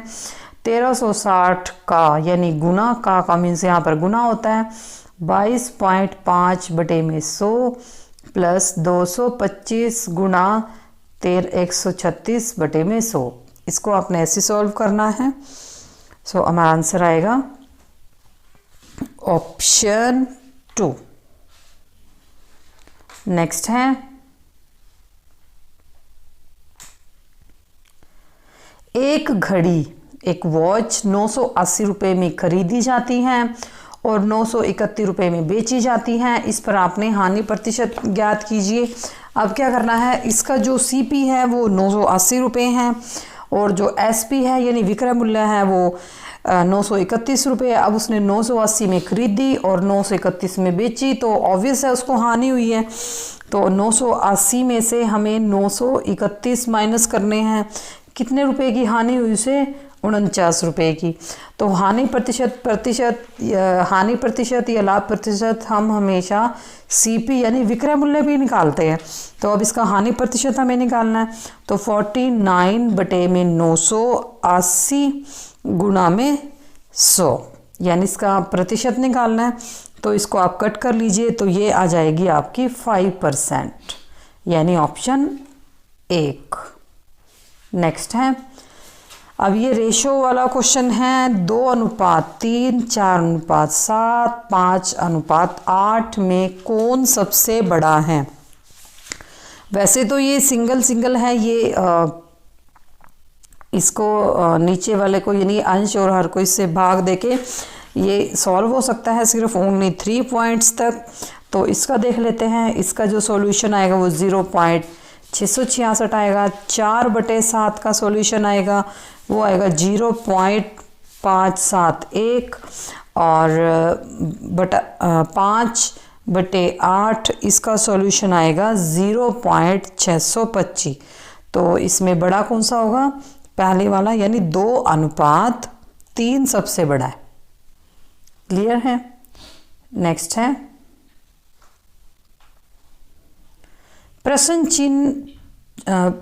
प्रश्नवाचक चिन्ह के स्थान पर उचित संख्या दीजिए। अब यहाँ पर ये मैट्रिक्स वाला क्वेश्चन है, इसमें इन्होंने 4 संख्याएं दी गई हैं और बीच में एक संख्या गिवन है। तो ये इसके देख लेते हैं कि किस आधार पर यहाँ पर की गई है। 3, 4, 5, 6 और 60। तो यहाँ पर इन्होंने क्या किया हुआ है, यहाँ पर यानी इसको पहले मल्टीप्लाई प्लस कुछ इस तरह से करके देख लीजिए, जैसे 4 × 12, 5 × 60, 6 रह जाता है नहीं। तो यहाँ पर ये क्या है, 3, 4, 5 और 6, ये इसका एलसीएम बनता है। यानी इसको 2 से कट कर लीजिए। 3, 2 दूनी 4, 5, 2 3 6, फिर रहता है 3, तो 3, 2, 5, 1 यानी 2 × 5 = 10, 30 दूनी 60। यस, तो यहाँ पर इसी तरह ये 24 आएगा। इसी तरह 2, 5, 7, 3 आप इसका एलसीएम निकाल लीजिए। इसका एलसीएम क्या बनेगा, 3 से 3 की 2 × 5 = 10 यानी 210, ऑप्शन 2। नेक्स्ट है निम्न में से कौन सा विकल्प अन्य तीनों से भिन्न है। यहाँ अलग जो ऑड और इवन वाला क्वेश्चन है ये वो क्वेश्चन है। तो इसमें देख लेते हैं, मीठा, कड़वा, स्वादहीन या नमकीन। तो इसमें क्या देखना है कि मीठा, कड़वा और नमकीन ये तो खाने के टाइप है, यानी जो हमारा टेस्ट होता है कि ये मीठा है, ये कड़वा है, ये नमकीन है। तो इनमें सबसे अलग होगा स्वादहीन, ये इनमें भिन्न है। नेक्स्ट है दिए गए शब्दों को शब्दकोश के अनुसार व्यवस्थित कीजिए। ट्यून, टोन, टेस्ट या ट्रूथ या टास्क। सबसे पहले जब भी हम डिक्शनरी वाले ये वर्ड देखते हैं, अरेंज करते हैं, तो हमें इनको अल्फ़ाबेटिकल फॉर्म में ही अरेंज करना होता है। तो सबसे पहले हम इसमें ए वाला वर्ड देखते हैं कि टी के बाद जो ए वाला वर्ड है वो कौन सा है। तो ए वाले 2 वर्ड हैं, तो इसमें देख लीजिए आप कंपैरिजन करके, जैसे TAS तक सेम है। फिर इसमें जो 4th अक्षर है के या टी, तो आप ये देख लीजिए कि अल्फ़ाबेटिकल फॉर्म में टी पहले आता है या के पहले आता है। तो पहले आता है टास्क, फिर आएगा टेस्ट, फिर उसके बाद ओ वाला ऑप्शन आएगा, क्योंकि USTUVPQRS इस तरह से आपने देखना है। फिर 3rd नंबर पे आएगा टोन, फिर आएगा ट्रूथ और सबसे लास्ट में आएगा यू वाला यानी ट्यून। तो हमारा जो आंसर बनेगा वो बनेगा ऑप्शन 1। नेक्स्ट है निम्न में प्रश्नवाचक चिन्ह के स्थान पर क्या आएगा, ACEG। तो इस तरह का क्वेश्चन आपने कैसे करना है, ये आपने इसको ऐसे लिख लेना है। नेक्स्ट GIK, तो इससे डिफरेंस एकदम से पता चल जाता है। A और G के बीच में कितने वर्ड आते हैं, 6, यानी BCDEF और G जो है वो 6ठे नंबर पे है। इसी तरह आप इसका देख लीजिए, C और I के बीच में भी 6 वर्ड आएंगे, CDEFGH। ठीक है, तो इसकी जो फॉर्म बनेगी वो बनेगी 6 अक्षर ही इसके बाद आने चाहिए। तो जो यहाँ पर फिर उसके बाद ए के बाद सी डी के बाद फिर ए के बाद, इसी तरह यहाँ पर जो एम के बाद जी के बाद आएगा जी एच आई जे के एल, यानी 5 छठा जो वर्ड आएगा वो आएगा एम। अब आप यहाँ पर देख लीजिए सारे वर्ड एम से स्टार्ट हैं। फिर आप इसके बाद देख लीजिए सी के बाद देख लीजिए एम एन के बाद देखना है फिर एल एम एन ओ, यहाँ पर आएगा ओ। और फिर के बाद देख लेना है आपने, के बाद K L M N O P और क्यू छठे नंबर पे है, तो ये क्यू वाला ऑप्शन इसमें आएगा। क्यू वाला ऑप्शन कौन सा है? M O Q, option 4 is our answer. Next है, निम्न श्रृंखला में गलत संख्या ज्ञात कीजिए। 15, 6, 26, 8, 37, 10, 48, 13, 59, 14 और 10। ये एक मिश्रित एक संयुक्त वाली दे रखी है, क्योंकि इसमें 15, 6, 26, तो अगर इसको हम ध्यान से देखें तो 6 ये सीरीज बन रही है। सबसे पहले ये देख लेते हैं, 6 और 2 8, 2 10, 2 12। तो यहाँ पर जो वर्ड है यहाँ पर 12 आना चाहिए था, इन्होंने 13 यूज़ किया हुआ है। तो ऑप्शंस में देख लेते हैं 8, 48, 13 या 26। तो यहाँ पर 3 ऑप्शन जो है वो गलत है, यहाँ पर 12 आना चाहिए। 12 और 2 14। तो आगे इसको सॉल्व करने की ज़रूरत नहीं है, क्योंकि ये इसी से ही आंसर निकल गया है। अगर फिर भी हमें अपना क्वेश्चन देख लेना चाहिए। 15, इसमें कितने का डिफरेंस है? 15 और 11 26, 26 और 11 37। इसमें 11 की सीरीज चल रही है, ये बिल्कुल करेक्ट है सारी आगे तक। तो हमारा जो सही राइट आंसर बनेगा वो बनेगा ऑप्शन 3। नेक्स्ट है, प्रश्नवाचक चिन्ह के स्थान पर उचित अक्षर और अंक दीजिए। यहाँ पर अल्फ़ाबेट और न्यूमरल्स दोनों गिवन हैं, तो ये देख लेते हैं A B C D E F G H I, तो यहाँ पर I आएगा, ठीक है। तो 26, 2 24, -2 22, -2 20, -18। तो 1/18 ये किस ऑप्शन में गिवन है आप देख लीजिए, ये है ऑप्शन 1, यानी राइट आंसर हमारा ऑप्शन 1 है। नेक्स्ट है अगेन मैट्रिक्स का क्वेश्चन। प्रश्न चिन्ह के स्थान पर क्या आएगा? 2 3 5 7 5 9 17 और क्वेश्चन मार्क। अब ये इसमें क्या ट्रिक बनेगी? इसमें बन सकती हैं आपकी 2 दूनी 4 -1 3, 3 दूनी 6 -1 5, 5 दूनी 10 -1 9 यानी 9, और 9 दूनी 18 -1 17, 17 दूनी 34 -1 33। जो हमारा जो राइट आंसर बनेगा ऑप्शन 4 यानी 33। नेक्स्ट है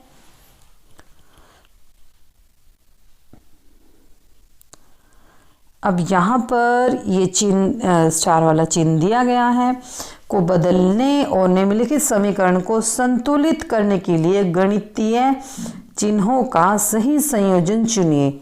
अब यहाँ पर ये स्टार लगाकर ये संख्या दी गई है इनमें, तो इनमें हमें गणितीय चिन्ह लगाने हैं। गणितीय चिन्ह का मतलब कि इसमें प्लस का यूज़ है या माइनस का यूज़ है या मल्टीप्लाई का यूज़ है। तो इसमें देख लेते हैं, सबसे पहले 4 स्टार 8 स्टार 5, तो इसको देख लेते हैं सॉल्व करके।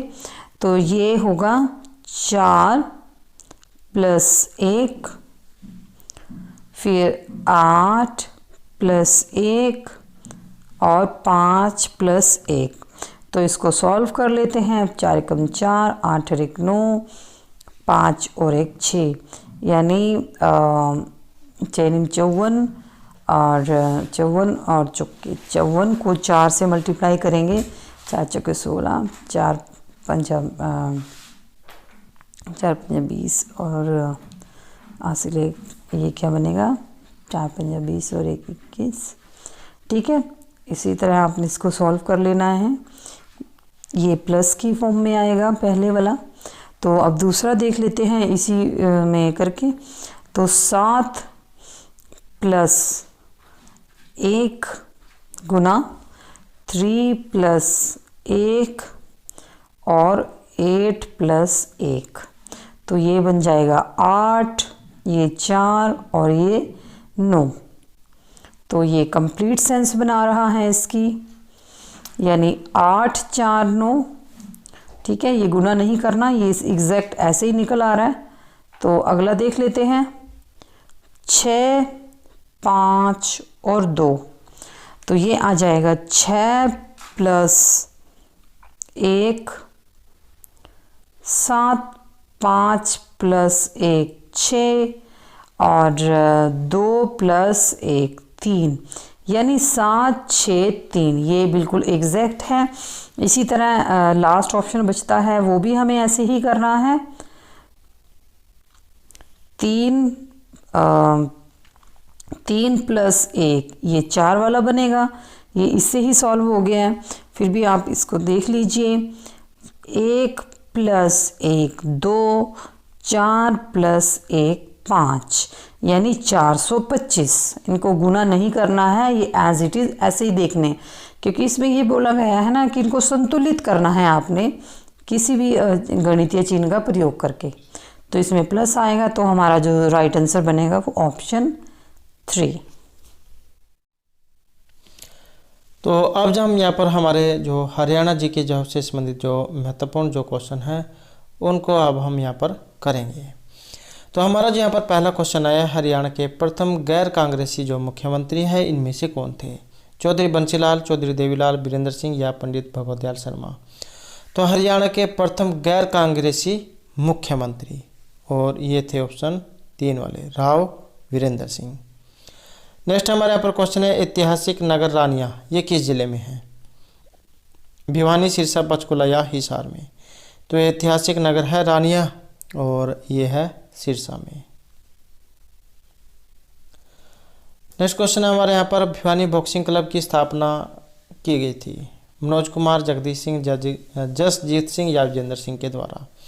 तो भिवानी बॉक्सिंग क्लब की स्थापना, और आपको जैसा कि पता है कि भिवानी को बॉक्सिंग के पावर हाउस के नाम से भी जाना जाता है। तो यहाँ पर स्थापना पूछी गई है, और स्थापना जो की गई थी तो ये की गई थी ऑप्शन 2 जगजीत सिंह के द्वारा। अगला क्वेश्चन, इनमें से हरियाणा का कौन सा जिला है जो एक रेतीला नहीं है? कुरुक्षेत्र, भिवानी, महेंद्रगढ़ या फिर सिरसा। तो ये कौन सा जो एक रेतीला नहीं है, और ये ऑप्शन ए वाला है, कुरुक्षेत्र। नेक्स्ट क्वेश्चन है यहाँ पर, करनाल हरियाणा में मेडिकल यूनिवर्सिटी ये किन के नाम से है? करनाल, चौधरी देवीलाल, कल्पना चावला या एपीजे अब्दुल कलाम। और यहाँ पर जो हमारा सी आंसर ऑप्शन रहेगा 3, कल्पना चावला के नाम से। अगला क्वेश्चन है, फरूखनगर तक रेलवे लाइन बिछाने का कार्य किस उद्देश्य से किया गया था? नमक ढोने के लिए, साइकिल उद्योग, सैनिक या पत्थर को ढोने के लिए। और ये किया गया था, ऑप्शन रहेगा हमारा यहाँ पर 1, नमक को ढोने के लिए। अगला क्वेश्चन है और महत्वपूर्ण क्वेश्चन है, grand old man of the Punjab ये इसके नाम से जाने जाते हैं? लाला मुरलीधर, पंडित नेकीराम शर्मा, पंडित दीनदयाल शर्मा या राव तुलाराम। तो grand old man of Punjab, और इसके नाम से जाने जाते हैं लाला मुरलीधर। नेक्स्ट हमारे यहाँ पर क्वेश्चन है, हरियाणा में कुल कितने प्रशासनिक मंडल हैं? 7, 5, 4 या 6। तो हरियाणा में प्रशासनिक मंडल कितने हैं? और ये है ऑप्शन 4, तो इनकी संख्या 6 है। नेक्स्ट क्वेश्चन हमारा, हरियाणा के प्रथम जो राजकवि हैं इनमें से कौन थे? लीलाधर, तुलसीदास शर्मा, उदय भानु हंस या बाल मुकुंद गुप्त। तो हरियाणा के प्रथम राजकवि और महत्वपूर्ण क्वेश्चन है, क्योंकि स्टेट के एग्जाम में बहुत बार ये आ चुका है। और इसका जो संबंध है ऑप्शन 3 में रहेगा, उदयभानु हंस। नेक्स्ट क्वेश्चन है हमारे यहाँ पर, हरियाणा के किस जिले की सीमा भारत के अन्य राज्यों को स्पर्श नहीं करती है? चरखी दादरी, रोहतक, यमुनानगर, ए और बी दोनों। तो यहाँ पर ये कौन सा जिला है जिसके भारत के अन्य राज्यों को स्पर्श नहीं करती है? और ये ऑप्शन 4 वाला है, चरखी दादरी और रोहतक। और अब जो हम यहाँ पर विशेष हरियाणा जो से संबंधित कुछ जो महत्वपूर्ण क्वेश्चन है उनको अभी हम यहाँ पर करेंगे। तो पहला जो हमारे यहाँ पर क्वेश्चन है, माधोगढ़ का किला ये कहाँ पर है? अम्बाला, करनाल, महेंद्रगढ़ या झज्जर में? तो ये माधोगढ़ का किला है और ये महेंद्रगढ़ में है। मैं से महेंद्रगढ़ और मैं से माधो। नेक्स्ट क्वेश्चन है यहाँ पर, तावड़ो का किला ये कहाँ पर है? गोहाना, सोहाना, जींद या पानीपत में? और ये है सोहना में। अगला क्वेश्चन है यहाँ पर, गुज्जर प्रतिहार कालीन अभिलेख ये प्राप्त हुए थे? पेहवा, करनाल, मुदाना या बादली से? तो गुज्जर प्रतिहार कालीन अभिलेख, और ये जो हम प्राप्त हुए थे तो ये पेहवा से प्राप्त हुए थे। अगला क्वेश्चन है, इनमें से किसका निर्माण बलबन के द्वारा कराया गया था? फर्रुखनगर के शीश महल, बुढ़िया का रंग महल, हांसी का दुर्ग या गोपालगिरी के दुर्ग? तो बलबन के द्वारा इनका निर्माण कराया गया था और ये था गोपालगिरी का दुर्ग। अगला क्वेश्चन रहेगा, गुप्तकालीन सूर्य देवता राज्य के किस स्थान से प्राप्त हुए हैं? फाजिलपुर, अग्रोहा, थानेसर या सिंधी से? और ये है ऑप्शन बी वाले, अग्रोहा से। नेक्स्ट है, इनमें से कौन सा एक यहाँ पर सुमेलित नहीं है? लाट की मस्जिद सिरसा, इब्राहिम सूरी का मकबरा नारनौल, खिजर खां का पानीपत या काबुली बाग सोनीपत? तो यहाँ पर जो है एक सही नहीं है और ये ऑप्शन बी वाला है, इब्राहिम सूरी का मकबरा नारनौल। लाट की मस्जिद सिरसा में है और खिजर खां का मकबरा पानीपत में और काबुली बाग सोनीपत में। अगला क्वेश्चन है, इनमें से किसका निर्माण शाह कुली खां के द्वारा कराया गया था? गुजरी महल, बुढ़िया का रंग महल, नारनौल का जल महल या इनमें से कोई सा भी नहीं? तो ये शाह कुली खां जो है इनके द्वारा निर्माण कराया गया था और ये था नारनौल का जल महल। नेक्स्ट हमारे यहाँ पर क्वेश्चन है, शाह कुली खां के द्वारा निर्मित आरामी कौसर बाग ये जो बनवाया गया था ये कहाँ पर है? नारनौल, पानीपत, सोनीपत या करनाल में? और ये है नारनौल में। अगला क्वेश्चन है यहाँ पर, मटिया किला कहाँ पर है? तरावड़ी, सोहना, जींद या पलवल? तो मटिया किला कहा जाता है और ये है ऑप्शन डी वाला, पलवल का किला। नेक्स्ट क्वेश्चन है हमारे यहाँ पर, भरतपुर के राजा सूरजमल के द्वारा निर्माण कराया गया था? होडल की सराय, पलवल का तालाब, फरीदाबाद में ख्वाजा की सराय या कुंजपुरे का किला? तो ये जो राजा सूरजमल जो थे सूरजमल इनके द्वारा और जो निर्माण कराया गया था ये था ऑप्शन ए, होडल की सराय। नेक्स्ट क्वेश्चन रहेगा हमारे यहाँ पर जो है मिलान जो है यहाँ पर करना है। मिलान करने में अगर हम देखें तो ऑप्शन सी हमारे यहाँ पर सी आंसर इसमें रहेगा। तो सी वाला है यहाँ पर 1 2 3 4। अब इनको हम यहाँ पर देख लेते हैं। महम की बावड़ी 1656 ईस्वी में, डीगल गांव की बैठक जो भवन है ये 1880 में निर्माण, शाहकुली खां का संबंध रहेगा 1578 ईस्वी में और किशोरी महल का निर्माण 1764 ईस्वी में। अगला क्वेश्चन रहेगा यहाँ पर, अरावली का जो गोल्फ मैदान है ये कहाँ पर है? अम्बाला, फरीदाबाद, सिरसा या यमुनानगर में? तो अरावली का जो गोल्फ मैदान है ये फरीदाबाद में है, ऑप्शन बी। अगला क्वेश्चन है, हरियाणा में माउंटेन क्वेल ये कहाँ पर है? मोरनी, पंचकुला, चंडीगढ़ या अम्बाला में? तो माउंटेन क्वेल जो है ये आपके है मोरनी में। मोरनी कहाँ पर है? पंचकुला में पड़ता है। अगला क्वेश्चन है हमारा यहाँ पर, हरियाणा राज्य में विविध प्रवासी पक्षियों के दर्शन हेतु निम्न में से कौन सी झील प्रसिद्ध है जहाँ पर दूसरे देश से भी पक्षी आते हैं? खलीलपुर, कोटला, सुल्तानपुर या इनमें से कोई सी भी नहीं? और यहाँ पर मानी गई है ऑप्शन सी वाली है, सुल्तानपुर झील। नेक्स्ट क्वेश्चन है हमारे यहाँ पर, कोयल नामक एक पर्यटन स्थल है तो ये कहाँ पर है? सोनीपत, कैथल, महेंद्रगढ़ या पंचकुला में? तो कोयल नामक पर्यटन स्थल और ये कैथल में है। कैसे कोयल, कैसे कैथल। अगला क्वेश्चन है यहाँ पर गुरुग्राम फरुखनगर मार्ग पर स्थित हरियाणा के सुल्तान पक्षी विहार की खोज की गई थी। Thomas Roe, robin hood, sir John Marshall या पीटर जैक्सन के द्वारा। तो गुरुग्राम फरुखनगर मार्ग पर जो ये सुल्तानपुर पक्षी विहार है और ये की गई थी पीटर जैक्सन के द्वारा। नेक्स्ट क्वेश्चन है यहाँ पर ताजेवाला जो हेडवर्क्स नामक प्रसिद्ध पर्यटन स्थल है हरियाणा के कौन से जिले में आता है? गुरुग्राम, फरीदाबाद, रोहतक या यमुनानगर में। तो ये ताजेवाला जो है ये आता है यमुनानगर में। नेक्स्ट क्वेश्चन रहेगा हमारे यहाँ पर यमुनानगर जिले के बोध कला में कौन सा उद्यान है? सुल्तानपुर, चौधरी देवीलाल प्राकृतिक औषधि उद्यान, क्लेसर या इनमें से कोई सा भी नहीं।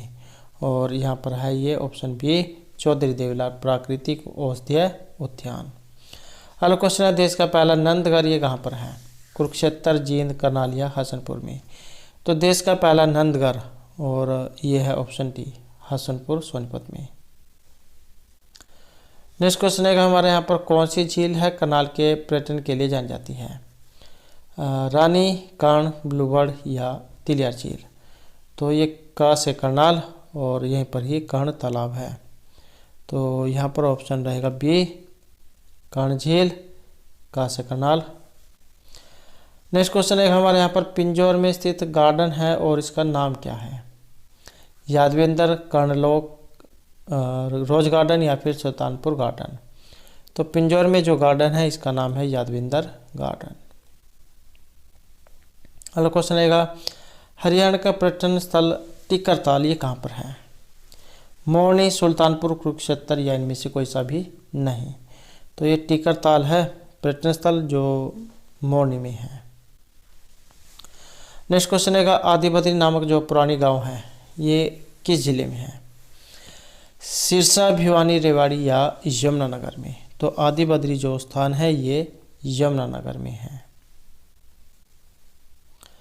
अगला क्वेश्चन है शाह कुली खां के द्वारा निर्मित आरामी कौशल बाग ये कहाँ पर है? पानीपत, सोनीपत, नारनौल या करनाल में। और ये है नारनौल में। अगला क्वेश्चन है करनाल में स्थित पर्यटन के लिए प्रसिद्ध झील का नाम? कैसे कर्ण, कैसे करनाल। तो ऑप्शन रहेगा डी। नेक्स्ट क्वेश्चन है सुल्तानपुर पक्षी विहार जो संस्थान है हरियाणा के ये किस जिले में है? रोहतक, गुरुग्राम, फरीदाबाद या पंचकुला में। तो सुल्तानपुर पक्षी विहार का जो संबंध है ये रहेगा हमारा ऑप्शन बी, गुरुग्राम। अगला क्वेश्चन है यहाँ पर हरियाणा का क्लेसर नेशनल पार्क ये किस जीव के लिए प्रसिद्ध है? चीते, पक्षियों, चितकबरी बिल्लियों या बंदर के लिए।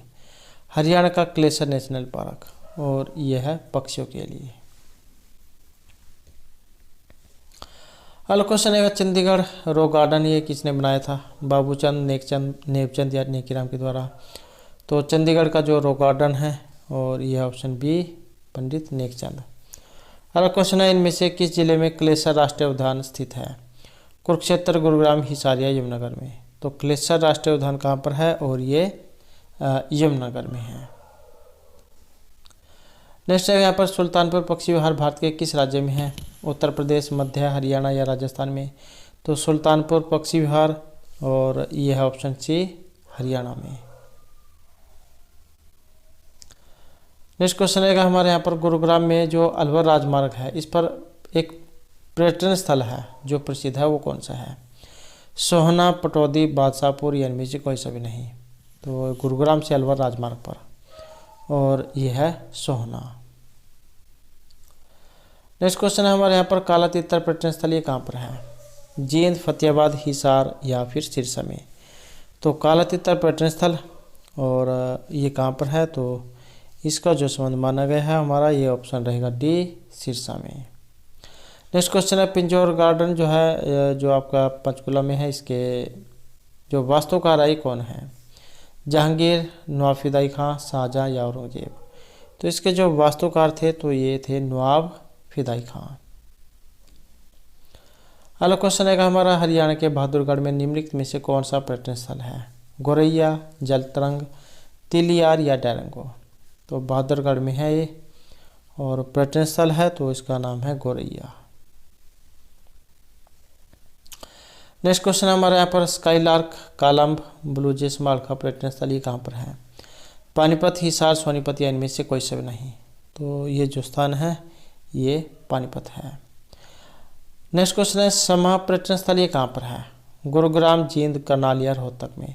तो समा पर्यटन स्थल, और ये है ऑप्शन ए, गुरुग्राम में। नेक्स्ट जो हमारे यहाँ पर क्वेश्चन है ये है मिलान करने का। मिलान करने में अगर हम यहाँ पर देखें तो ऑप्शन बी हमारा रहेगा 2, 4, 1 और 3। तो इनको अब हम मिलान करके देख लेते हैं। कलेसर कहाँ पर है? यमुनानगर में है। सुल्तानपुर पक्षी विहार कहाँ पर है? गुरुग्राम में है। बाबा मस्तनाथ का संबंध रोहतक से है। और ब्रह्म सरोवर कहाँ पर है? ये कुरुक्षेत्र में है। अगला क्वेश्चन है हरियाणा का सबसे बड़ा कैक्टस गार्डन ये कहाँ पर है? पंचकुला, कैथल, फरीदाबाद या गुरुग्राम में। तो एशिया का सबसे बड़ा कैक्टस गार्डन है और ये पंचकुला में है। अगला क्वेश्चन है प्रमुख पर्यटन स्थल ओएसिस हरियाणा के किस जिले में है? करनाल, रोहतक, भिवानी या गुरुग्राम में। तो ओएसिस है ये पर्यटन स्थल और कहाँ पर है? तो ये ऑप्शन ए करनाल में है। नेक्स्ट क्वेश्चन है यहाँ पर पैराकीट पर्यटन स्थल ये कहाँ पर है? हिसार, रोहतक, कुरुक्षेत्र या अम्बाला में। तो पैराकीट पर्यटन स्थल और इसका जो संबंध है ऑप्शन सी में रहेगा, कुरुक्षेत्र में। अगला क्वेश्चन है इनमें से कौन सा एक सही है? बड़खल झील फरीदाबाद में है, भिंडावास कुरुक्षेत्र में है, ब्रह्म सरोवर रोहतक में, दमदमा झील सिरसा में। तो सही जो है यहाँ पर सिर्फ एक वाला है। बड़खल झील कहाँ पर है? ये फरीदाबाद में है। भिंडावास का प्रवास ये आपका झज्जर में है। ब्रह्म सरोवर ये कुरुक्षेत्र में है। अगला क्वेश्चन है करनाल में प्रसिद्ध झील है उसका नाम क्या है? कर्ण, अभिमन्यु, पैराकीट या सुल्तानपुर। तो करनाल में प्रसिद्ध झील है कैसे कर्ण कैसे करनाल। तो ऑप्शन ए वाला यहाँ पर रहेगा। नेक्स्ट हमारे यहाँ पर क्वेश्चन है प्रसिद्ध यादविंद्र गार्डन कहाँ पर है? अम्बाला, पिंजौर, लाडवा, कैथल में। और यहाँ पर रहेगा ऑप्शन बी। तो कहाँ पर है? ये पिंजौर में है। अगला क्वेश्चन है हरियाणा के प्रसिद्ध टूरिस्ट कॉम्प्लेक्स का मिलान यहाँ पर आपने करना है। कौन सा स्थल कहाँ पर है? और यहाँ पर अगर हम सी आंसर देखें तो ऑप्शन बी हमारा रहेगा 3, 1, 2 और 5। तो डबचिक कहाँ पर है? ये होडल में है। जंगल बबलर ये कहाँ पर है? दारूहेड़ा में है। और ब्लू बर्ड कहाँ पर है? तो ये हिसार में है। और मेघपई कहाँ पर है? तो ये फरीदाबाद में है। अगला क्वेश्चन है यहाँ पर तिलियार नामक पर्यटन स्थल हरियाणा के किस जिले में है? जींद, महेंद्रगढ़, रोहतक या कैथल में। तो तिलियार नामक पर्यटन स्थल और ये है रोहतक में।